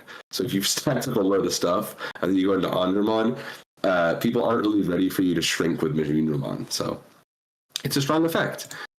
And then my favorite is Alteress, because Alteress, if you don't know, I believe the image on Card App and Card Dev is now updated to the eroded version, when it's just opponents. Oh no, Card Dev doesn't have it. Card App should, I think. Opponents' effects will not affect it. This card is immune when it digivolves. It's not like to Digimon and stuff. It's like if your opponent has an effect in play, the errata is that it's fully immune to opponents' effects. So the idea is this thing swings. If you're using the like V1 plus V2 like kind of hybrid deck, which is sort of what people have been, I've seen a couple lists like messing around with it. DigiNogan put a list out where they were playing like 4 Blitzcrank, 2 Kreskaruru, and just like an engine to accelerate them. Blitzcray is a security inherit, and Kuraskaruru is unblockable. So this thing does 2 to 3 damage, unsuspends, sits out the 6s, and then the 6s can fuse again. And I believe they can do it at combat timing, right? Because the Blitzgraymon is... I think he's on play and when they... Oh, it's end of your turn they may DNA. So you get away with not only doing it once. Really good stuff. This card, like, Ultra S is...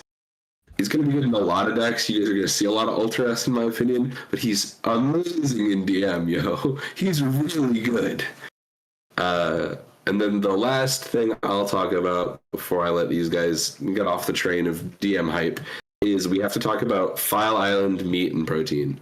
The delays and Field Spell are very good. I'm so glad this card exists because we you have to now learn the name of the one you keep using. Yep. All DM trait Digimon gain 1000 DP. It goes to the bottom of your security at the main effect, and then you pick up your bottom security. So, and then the fun part is you get to play a level 5, a play cost 5 or lower card with DM from hand or trash. All of the like, oh no, I'm losing, time to turn into a level 5 guy. All of those cost under that threshold, so you can snatch stuff back, and like if they don't out you and they check this card, you'll spit out like a new Hitmon, and then it becomes like hydrogen bomb, and it's just there waiting. So the deck is kind of sacky from the effect of File Island. In my complete honesty here, I treated this card like I treat like Nature Spirits or Deep Savers or Nightmare Soldiers. I was like, play a couple copies. I was on 3, I think, in my last draft. And the idea is that you just want to see it quickly because the extra DP matters a lot. Like, again, Titanmon beatdown, like, he wants to have the tons of dude on the board to hit the face. So the DP was nice for that. It's pretty good. The other thing is, like, as with all these field spells, random recovery when you would get low and, like, lose the game is pretty strong here. And this deck, I believe, does have, like, actual ways to manipulate, like, your opponent going for lethal. Onjamon has an on-delete inherit to recover. So, like, this deck can kind of, like, sneaky shuffle its security around in a lot of annoying ways. So it'll happen every now and then. Meat is training. If you haven't messed with this, it's draw 1, plays into the battle area, and then delay, you trigger from hand, you evolve. So Meat is training. It's a great consistency card. I think most lists will probably play 4. If you haven't messed with it, you get used to getting your copies of Meat as quick as possible. Remember when people had the brain disease that they were like, man, we should play more of the 2-color structures because they won't bot deck your tamers, and then people were saying, oh, we should have 2-color trainings where you only reveal 1 card. Well, gang, here you have it. You have universal color training that adds 1 card to your hand. If I buy a box and I pull Altar Meat, I will unalive myself. You'll get on camera. I'm coping. Bro's on that corn sponsored card. I'm veggie now. The only meat I eat is fish. The other kicker is protein. Protein is really annoying. Protein gives you an unsuspend because it's a blue card, so it gives you free damage for no reason. But what in my testing, the actual most annoying thing protein does is that it's a memory and security. So a card that you can play quite a lot of copies of will have this action a lot, especially when you've got recovery and stuff like that. So get ready to interact with this mechanic a lot. The requirements for them to evolve, it's like basically you trigger Meat when you promote. It's just like the toy, guys. It's just like the V-Pet. You use Meat to level up, and then when you're ready to go to fight, you give them the protein and it unsuspends. So it's a cool little interaction. That's my rant on DM. I think the deck is really good. I almost basically didn't give any love to V2. V2 is just like... V1 and V2 are the most compatible, I would say, of the 2 versions because they want you to play Ultra S with them. But there's like a lot of like experimenting you can do. Also, you don't have to treat this like, obviously you can't just make one thing out of V1 only. Like there aren't enough cards. But you can kind of mix and match like which DM pieces go well together in your opinion. The Unimon is like one I've seen a lot of people talk about. I was like, oh, this is just like a generically powerful DM card. It is when digivolving and when attacking, so you don't miss out on any of the like opportunity cost. If you basically just get to stack, like if this thing trains twice and you've got egg 3, train 4, you can recover if they chip you early. So this thing contests board over stuff has like a ton of versatility and like keeps you topped up in this deck. Like this deck is like it's a mid-range all-star. I'll give it that. Yeah. Do you guys have any questions about DM, or have I convinced you in any way that it's not that bad? Because it apparently does nothing. I think it's going to be fun for a lot of people. I'm interested to not know what any of these piles do. I'm like convinced that the decks will not pop, but also I think it's because we have a month where these decks could theoretically flourish, and then after that we have a much more exciting set with Cyber Sleuth. So it's like, do I want to spend the funds to like build a version whatever deck when Cyber Sleuth is coming out and it's just like more interesting? And so I think that's like the main thing. I don't think like, obviously like there's a couple of things on my buy list, right? Like everybody else, but it's like these decks can theoretically do all of these things, but it just doesn't seem like that good in comparison like do any to of them super well.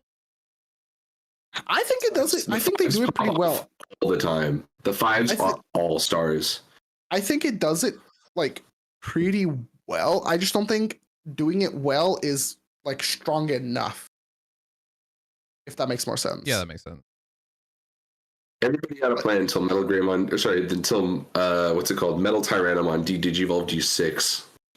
Yeah, but like a lot of times, like, what if they just died, right? Like, I mean, again, like the Tidemon to me seemed like the most like competitive because it goes wide, and going wide is objectively broken in Digimon.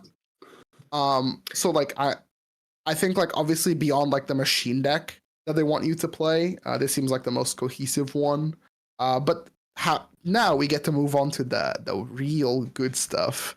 Yeah. VPET deck, well, yeah, okay, bro. You're just pack filler. Let me tell you guys about. Okay, well, never mind. I was gonna go with Wing Guardians, but Andrew, take the puppets away, because you. I don't give a shit. You are like the. No. I feel like you are the person that gets the most enjoyment out of like watching puppets like do well, because you're just like, yeah, I told you guys, this deck is kind of crazy. Yeah, I don't know, man. I've played against it. It's kind of crazy. I like the new puppet stuff only because, like, puppets has always been like just a horrendous pile of like, hey, look at these funny interactions. And then they were like, okay, we're fully committing to support for that. I think them having purple as a thing, as we've seen from Demonic Disaster showing up in a bunch of places, can only spell trouble for like long games. And also sometimes there's a lot of 1k DP rookies. Sometimes those System en Blancs make it back to them when they're not supposed to, and it throws off their lethal clock.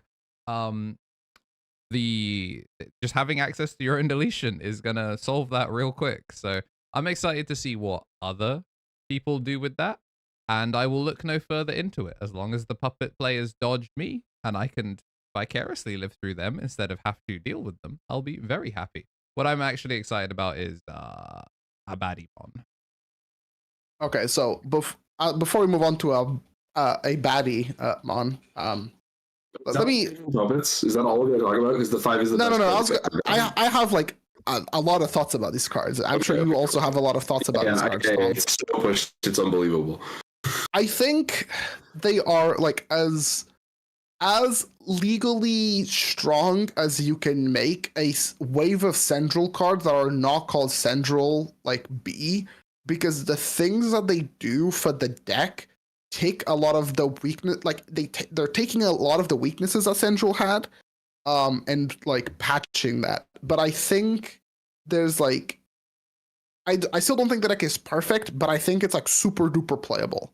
Oh yeah, when I say puppets, I am talking like, I'm not talking Liberator puppets. I'm talking you're talking System en Blanc. One man on one continent at one time will play puppet control at a competitive level. If you play against, like, you do not understand what Digidread is going to do to people with Karakurumon. It's disturbed how good this card is. Yeah. So it's like the fact they literally got like a bunch of cards that complement their existing pool. You now have Recursion, which is like the deck doesn't have to like. Central didn't have great draw power. It was kind of like whatever. Like, yeah, on paper, it was like, yeah, you had the Stomp, and then like you had the Pawn Chessmons, but like getting the Pawn Chessmons was kind of doo doo because like they're not they're not Shumon, so they didn't evolve for cheap, and then they were just kind of like taxing your hand and whatever. And then they're like, okay, so here's like a loopable level 3 that just like gets back whatever you want. And also you have attack negate. They gave Central the one thing he didn't have, which was like a defensive play. And they're like, here's attack negate. And it's like, oh, okay, my bad, bro. And evolves off of Kiaro, which is like, it's neat that like the Kiaro is now the definitive thing. I personally really like the Wanya as like a when attacking -2.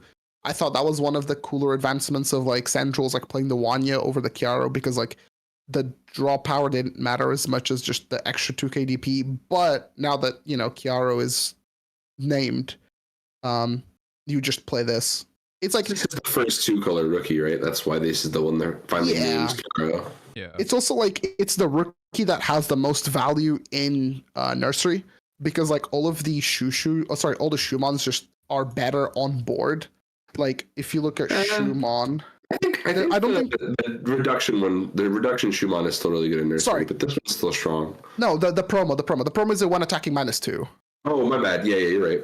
Yeah. So, but all the other ones are like security debuff, and it's like, yeah, whatever, bro. Yeah. And then what else do we have? I gotta talk about the 5. You can talk about the 5. The 4, I think, is like pretty good.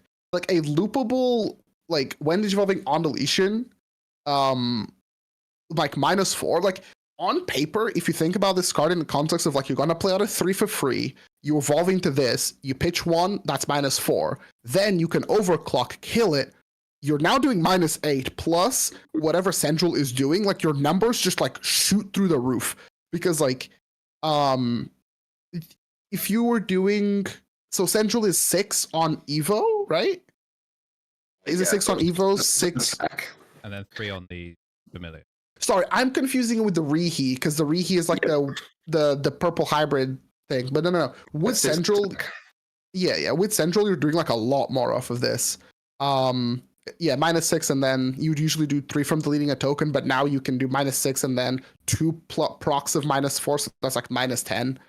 I think it's 14. That's Galacticmon. Yeah, like -14, you can clear like anything in the early game and be like super duper aggressive. I think it's really interesting that you have a defensive line that like people were like, oh man, I hope that we get a Sundry ace like Zeph has, and they're like, what if we give you a different defensive line that is still ace? This the other thing, Lilithmon, like every effect here is the thing they gave Lilithmon in EX6 and EX7, but this engine is so much more like there were adaptations that made the Lilithmon stuff good, like the starter deck Master Mangatomon plus like Lady Devi X, use the tokens, like that whole combo was great. But then like that was like a 3-card combo to make it like a Lilithmon engine work in that deck. Karakuramon is just all of the power of those 3 cards on one Digimon card. Before we go to Karakura, the last thing I'll say about Kokeshimon is that like because it trashes and doesn't add back, you can set up your trash free to play off of like future things.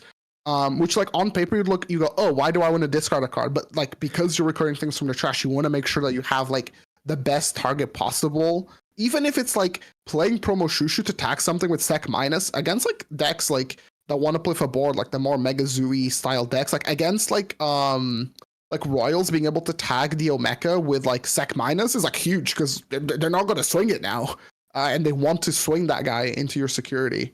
But yeah, the 5 is kind of crazy. 5 is literally every effect Lilithmon wanted, but it triggers with puppet stuff now. It's still the same protection that you got from Chaperomon, but it's delete a token, evolve without paying the cost into a puppet from hand. It skews the amount of memory that you need so much. And this deck will have extra memory to play with because of the Tamer. We'll talk about the Tamer in a minute. But like this card is on play when Digivolving. This is a Liberator level 5 that will go the distance and push this deck. So I'm shocked that it's this good. Like it feels. It's like, where's the camera? What am I being pranked right now? Are you kidding me? It's nuts. The one thing that I will say is that somehow they made the best level 4 in the deck even better. Yeah, the Shushumon goes nuts now. The local store promo Shushu like just enables this card in a way that is just like Oh, you want this deck to be good? Good. My bad, bro. Because that card like makes a token, and like making a token at level 4 was pretty good because before the only ways you had to make tokens was at 5 and 6. Yeah. But now you can like make the token and spend the resource, which is still a free resource. So you're not only like tagging with a -3, you're just mitigating the amount of memory that you need per turn. So like there's not going to be a scenario where you don't get to play if you have like promo Shushu plus Karakuru. Like as long as you have like enough memory to go into Karakuru and keep turn, you're making a 6. Kind of crazy. 6 is nuts. It gives everything Alliance blocker. So it's broadly speaking just a different way to actually do the damage mapping in Puppet's deck. But one of the nice advantages that come with that is that it combines all of the effects that we just talked about, like the Lilithmon-esque stuff, into when another Digimon is deleted, delete one of theirs. Deletes specifically their lowest level. But like you're shrinking all their chumps with their tokens dying, so that the lowest level thing you kill is the guy that you want to actually target. And then every turn, end of turn, it's also all turns. All turns is like so good. It's so diabolical. Like I'll give you a practical example against Megidramon. They promote, they do their combo, they swing, you block with your token died, you kill their lowest level. Granted, that's going to cause a chain reaction effects where they still get to burn and gain memory, whatever. But then you also get to play out a guy, because you always get to play out a guy at the end of the turn, and you have protection. So you get to like maintain board presence while just completely invalidating like a deck that wants to deal like a million billion damage. Like this is like the best proactive level 6 that they could have gone, because like Central is really good when the opponent is playing the game, right? Like Zeph wishes that they got a card as good as Kagemon. Like Medieval is close. Medieval is like pretty close as like a empty board, like pressurized card, like card to get. This card is just like unbelievable. It's also like end of your turn that you get to play something else out. So like what you get to do is if you play the promo Shushu, the Shushu will die. The token that it makes will die on like the end of the opponent's turn as well. So like when you flow off of the Orisa, you can then do the thing to like the thing that you floated immediately has rush on your turn. So it like keeps like your game plan going from like the little Ravemon loop. It's really cool. Yeah. Super interesting. Yeah. Also, this card has 2 alt arts before it's even like legal. And then Mirai is Arika in that she searches for the entire archetype as a tamer on play, so you don't have to worry about like getting mem blocked for this. And then the effect is just like your turn. If you digivolve into a puppet, you can turn this thing to bot deck to replace Mirai with a Risa or a puppet. So if you ever find yourself running out of stuff to do with Karakuramon, you can evolve to the 5, bot deck Mirai, spin on a puppet, and then Karakuramon will go to your 6. Yeah, in case you didn't get the promo Shushu. You can almost every single time you promote, you can go from 3. If you have a level 3 amazing and a training, you're almost always going to level 6. It's completely bananas.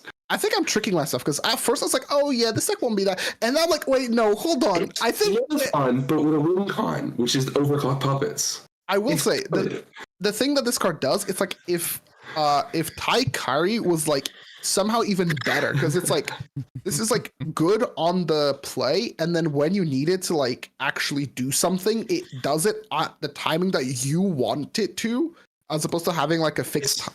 Yeah, it's wicked more flexible because Taikari is like a combo card with the Greymon, but like you don't even care with this. If like if you're trains of the game or Mirai training, you're feeling $1 million. I think Bandai did it. They managed to make another interesting yellow deck, and half of my locals is gonna be on it.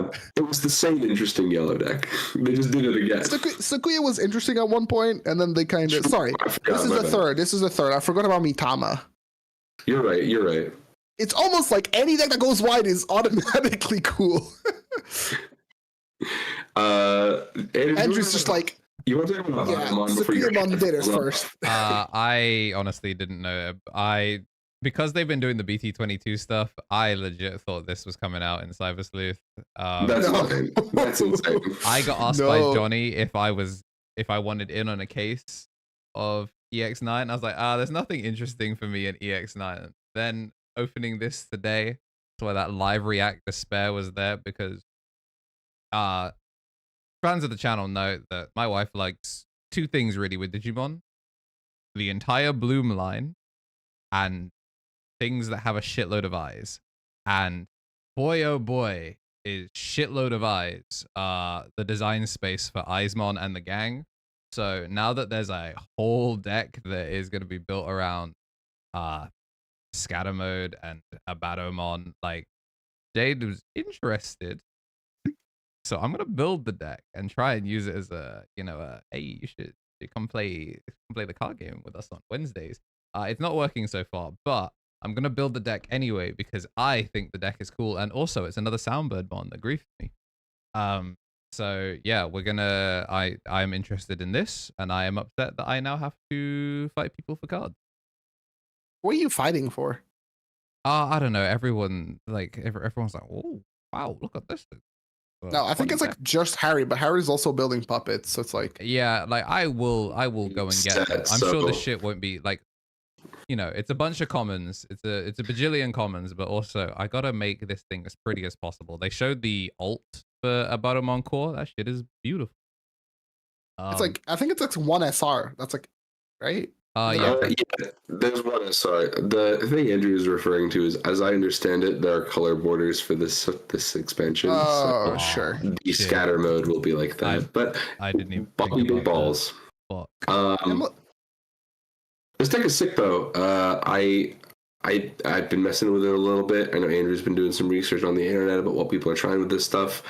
When moving was a decision the balance team made to do a lot to decks that are going to be good for a while. If Royal Knights players aren't careful and they can't slot in enough diverse levels to play through their things, and they swing an Omnimon for game, they lose lethal to this deck. If Sucrumon's not careful, they lose lethal to this deck. If Megidormon's not careful, it loses lethal to this deck. It's basically the fun of using Genai from 14, but like without the package requirement of Genai. But what if you were also on Genai? You could try that if you can't get enough of drink driving, you should try it. But otherwise, this smells like full black memory boost, full black trading, and some good stuff with that to me. But I think the appeal is also like the versatility of this engine. It plays like a purple deck in a lot of ways. Like, I don't know if you've messed around with it a little bit, Andrew. Like, the way this like recycles its eggs and fours is like kind of obnoxious. Like, Assembly sneaking into this deck as well is like, I think they were like, I think they built the DM set and they're like, Assembly's good. You still working on a Abadomon? You should try this keyword we made up. And it straight up solves some of the problem. Like, the 6 coming down for... Oh, wait, we should talk about the egg. The egg's maybe the most important card. Yeah. It's only an uncommon. Yeah, so the way he works... But first thing that's really important is that second breeding effect shows that someone was well rested when they walked into the office at the design team. They weren't coming in on that 2-hour sleep of like, yeah, just fucking send it. They did the first effect, and then they opened Card Dev, Card.io, any of these lovely card builders, and went, what the fuck is it in our game right now?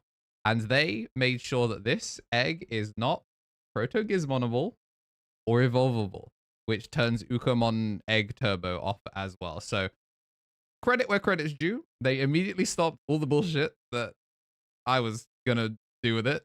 And then the actual effect of this is main once per turn. You may play one Digimon card with Negamon in its text from your hand, with the play cost reduced by 2 for each in trash, or your Digimon's Digivolution cards, reduce it by a further 1. Then place this as the bottom Digivolution card. So what that basically means is like your Soundbirdmon is a one cost starter. Whether it's on board, in trash, doesn't really matter. Bot decking is kind of annoying, but whatever. Generally, this is going to be a 2 cost reduction plus up to like 3, really. If you've got other things on the board, and you kind of just like slowly assemble pieces, and then make the guy. You spend a bunch of memory. It is a deck that uses taunt stuff, so expect to see the place. and other things like that. But the idea is you effectively get the fourth one that this shows up is to play your 6 for reduced cost, whether you've got stuff next to it or not, or stuff in your trash. So be it, it's whatever. Just using that to then set up the 2 6s, one on board, one in back. And then after you do the funny thing, you spin all the eggs back down to the bottom and you do it again. So you've kind of got like these big like waves, I guess is the best way of putting it, where it's like the clear ramp up and then you spend all the resources. But unlike the funny thing with Royal Knights, where you do Royal Knights play all the guys, then Paladin to reset your Yggdrasil, this is like native how you do it.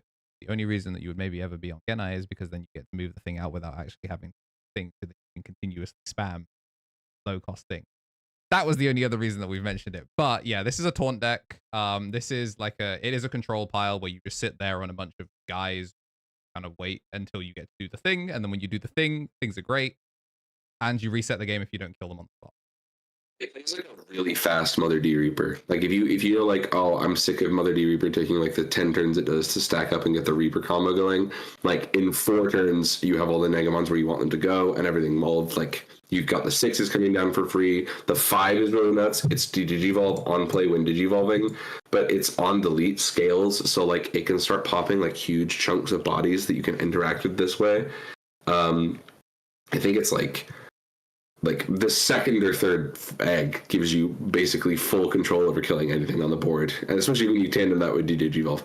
Play cost reduction plus Digivolve, great little system we've always had this whole time. And then, like you said, the level 7 is just crazy. I don't understand. Like, it does, like, people are like, Examon, remember how much flack that card got for having 4 keywords? This is just every keyword they can be bothered giving to black, but it's gonna work because it's so good. Like, the little airtight consistency package of a 15k minimum bozo that shows up, on their turn on their turn blocks and pops everything. On your turn, collision, piercing, sec attack, reboot. Like, it's just crazy value really quick. And it'll catch a lot of stuff off guard. You will struggle against some, like, source strip hate. I'll give it that. Like, it's one of the problems the deck is going to run into is, like, it hates when you mess with its trash, and it hates when you mess with its sources. But, like, if you aren't the color that does those 2 things, you're going to have a bad time. I also think it's like they can kind of just drop new support in for this kind of whatever they want. Like, it's a very like open-ended deck space. Like, it reminds me a little bit of when they made Galacticmon, and Vemmon was just like, it'll be ready soon. Yeah, get yours early. Like, this is actually, like, of all the EX9 like exclusively new archetypes, I think this one will hold up the best in BT22, just from what we've seen so far. The idea of like a stacks deck having to interact with a bottom on core seems like a bottom on core will be a very, very strong contender for going forward. Yeah, that's why I'm like the utter despair realizing that this was an EX9 card.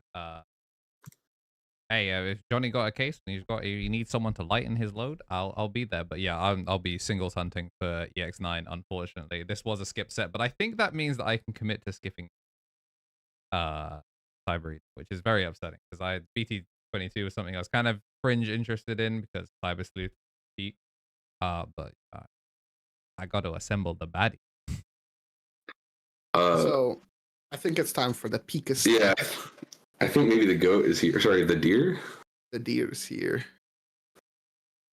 The Pika stack. Just type a WG. Yeah, true. Okay. Guys, I need people to... Do you remember those weird cards that showed up in your BT21 boxes? So this like Wayne Guardian, Joe Schmo deck, like whatever. They made that like really good. Well, okay. Not like really good, but like I think it's my favorite out of the pendulum decks because it's like primarily green. Like NSP is like a roguelike. You're just like, based on my hand, I think I can get like a royal flush here, and like if my fucking Eldorado whiffs, it's like whatever, dude, I'll kill myself. The fish deck is like, I think Tom is like particularly upset about the fish deck because it's like you don't get to play like all of the cards, you just get to play the existing like good blue cards and just take like the top end of that deck and you just put it in a like better deck. Fish was really good for my agenda, where I was finally able to like. Remember how long people were like, "Oh, Fish is like the meme thing you do with blue," but like Fish hasn't been a meme in like a year. Like it's crazy. And then Nightmare Soldiers is like, it's alright. It's so cool. It just sucks. It's just like it's fine. Like I think it wins the game like pretty hard. Like if you resolve Bolt Bout, you win the game. This deck, however, this deck is the sauce. And by sauce, I mean Griffinmon is like the best one card enabler that I've ever seen. This card does everything that you need the card to do your combo. Because the whole thing with the pendulum decks is that you're meant to do the combo, and then like depending how good or bad the combo is, they win the game.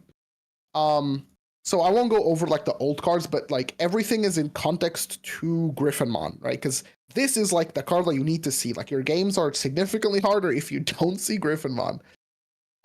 So basically Griffinmon, when it's evolving, you play a level 4 or lower Winged Guardian from your hand. You obviously want to play level 4 because that's the most bang for your buck. And then when attacking one of your other Digimon may digivolve into a Winged Guardian without paying cost. So you essentially get to, because he has Alliance, the thing that you play out, you can then like Alliance with.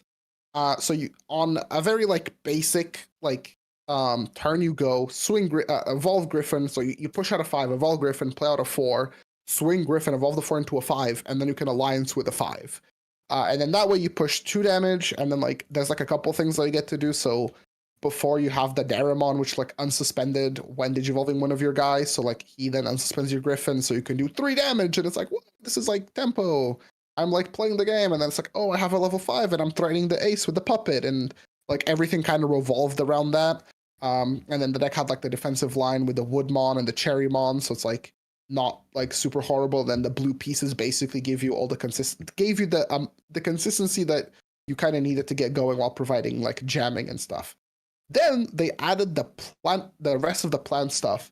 So the Pomon is very good because it's just like 1 cost Evo reduction that usually will matter for like if you're not playing out the 4 that you want, you're playing out a 3 like the Pomu, and then you get like a cheaper 4. Like turns where you get to end on Woodmon are pretty good. So like you get to like low choke on wood. That's like not horrible.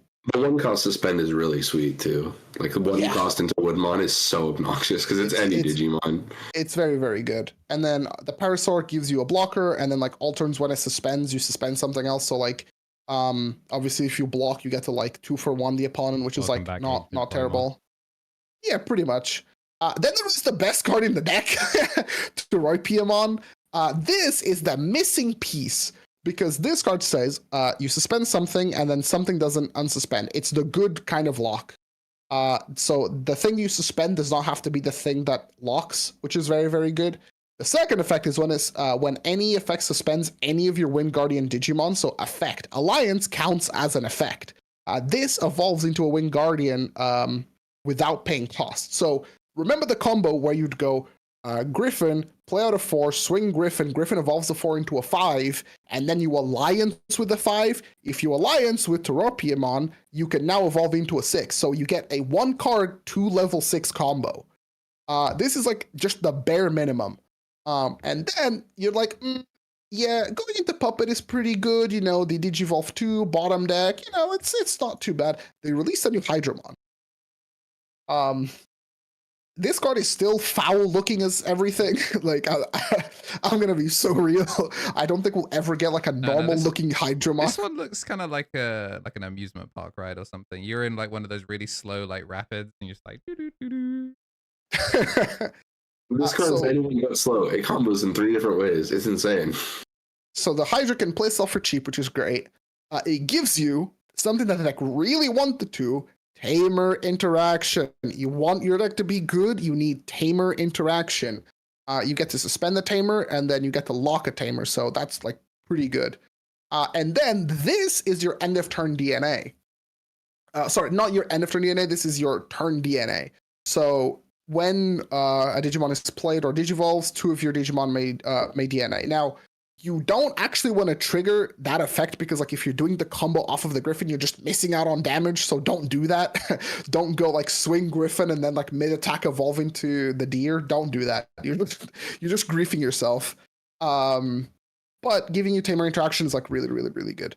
Especially because it's like on play as a when digivolving. So it's just like really, really nice. Now to tie everything up, we have the deer. The deer is like okay. I'm not gonna lie, chat. Everything else about this deck is better than the actual 7.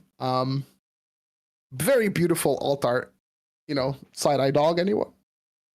But this 7 doesn't like win the game like Aegis or Bolt Bow or even Tlaloc. I'd say it's about as good as Tlaloc, but not as good as like Aegis or Bolt Bow. I think there's something very funny about the truly green, like the truly green one just being like, yeah, 6. Oh shit, 7. I don't know, do something, anything. Who cares? Just do anything, whatever. So it's something's the sin of like you can make this thing in so many ways. You can like use Griffinmon to combo into this thing. There's like the first time I saw this deck played, it was like Tropiumon is like, oh, it evolves without paying the cost. So the idea was like you promote Tropiumon and then just like windmill slam Hydramon next to it, have it evolve into a 6 and then DNA. Like there's so many ways to make the deer.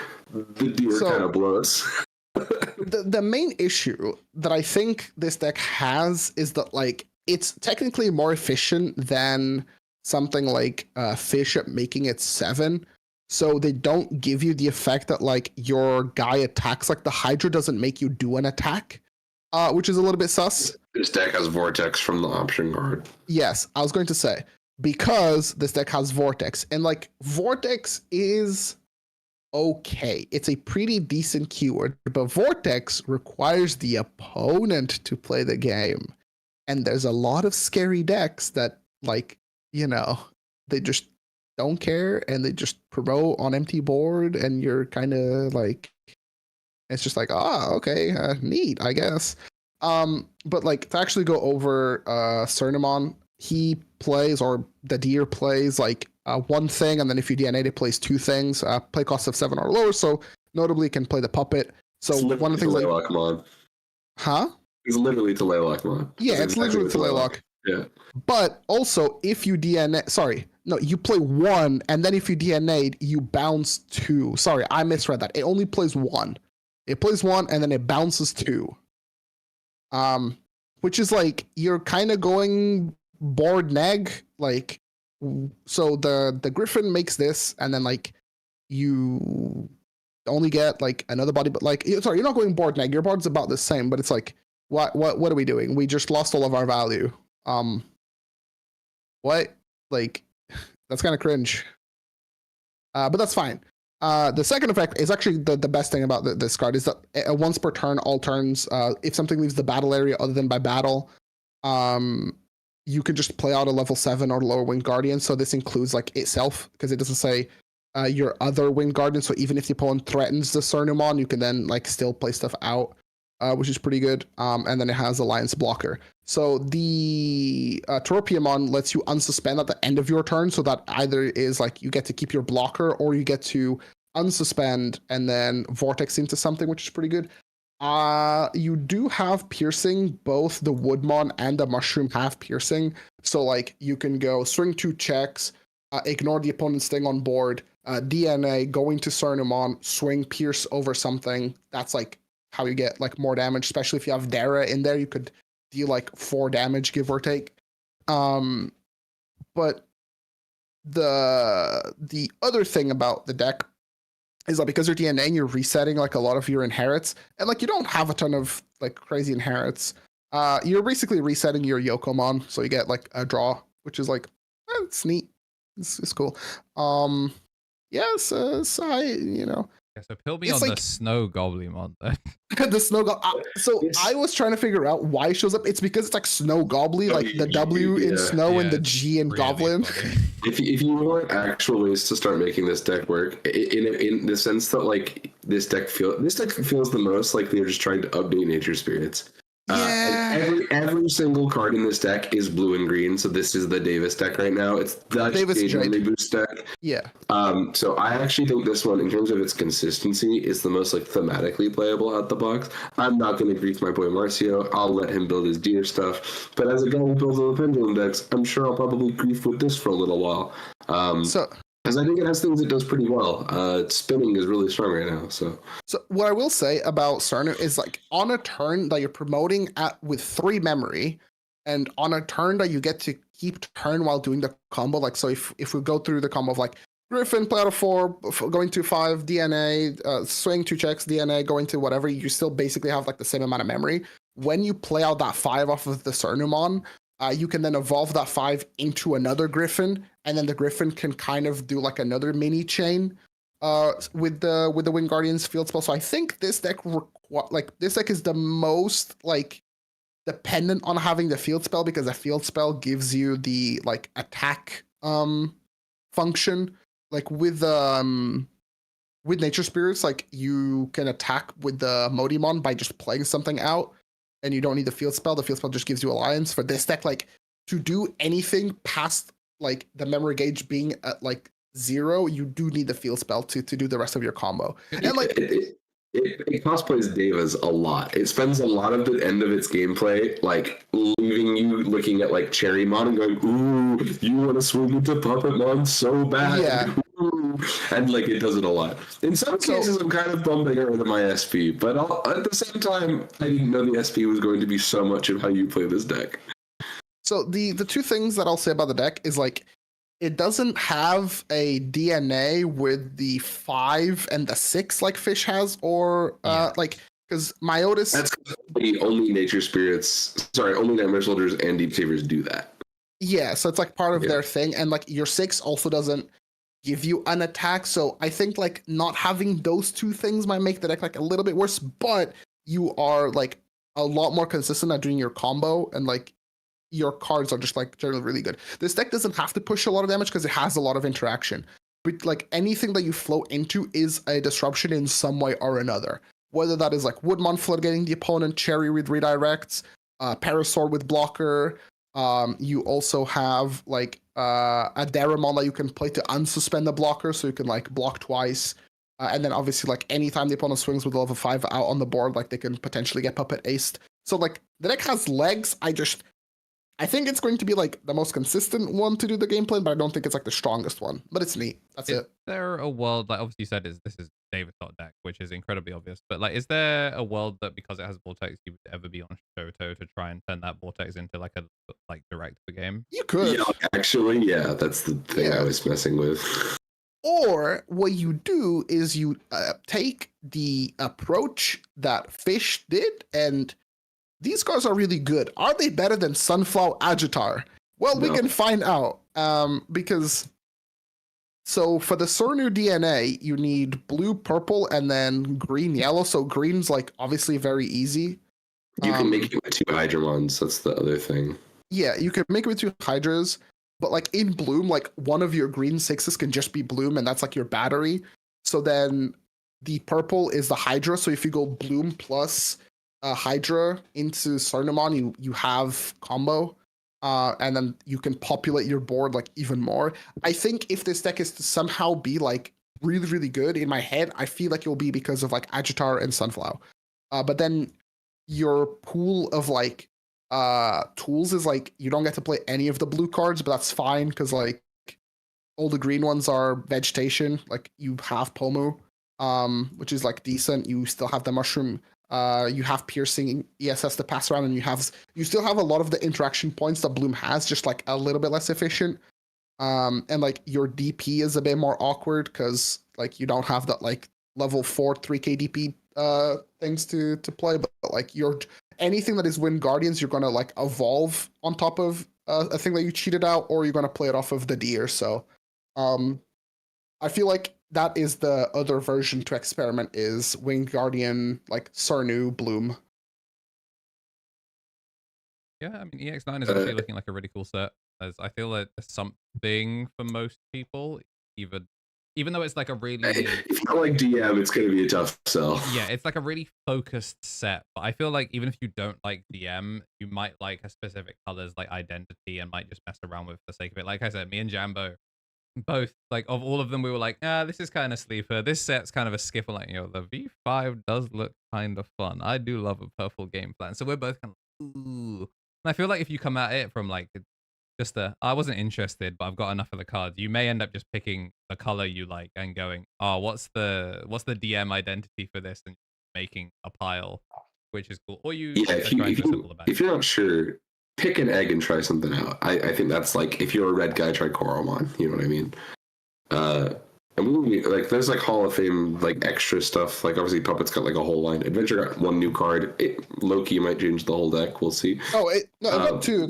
It got like, sorry, it has 3 cards that it gets to play: the Sagittarius, the Mattai, and the Alteress.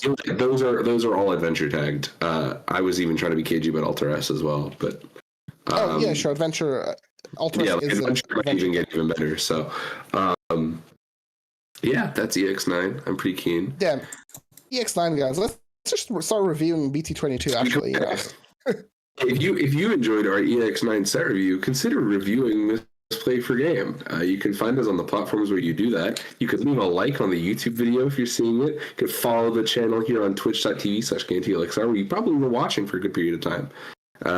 You could subscribe on Twitch. That's a thing you can do on the functions. You do it for free. But if you like what we're doing here, and you're thinking, it's a bummer that Tom is doing a really sort of ham-fisted sign-off here, and we should keep talking for 30 more minutes. Well, I have great news. You could be a channel member. Channel members get access to bonus content that we typically do after these, where we talk about like other things we didn't get to include that didn't fit with the sort of scheduled content we were trying to make, or maybe they're just other mechanics and bits. We recently did an art review for people that like art reviews for Digimon. I've been working on a jank review for like channel members. So if you have a janky Digimon deck that you'd like to submit for us to look at, knowing how we feel about jank stuff here on the show, get involved. Consider being a channel member. The tiers and stuff, I'll explain what they are. You guys can read. I believe in you.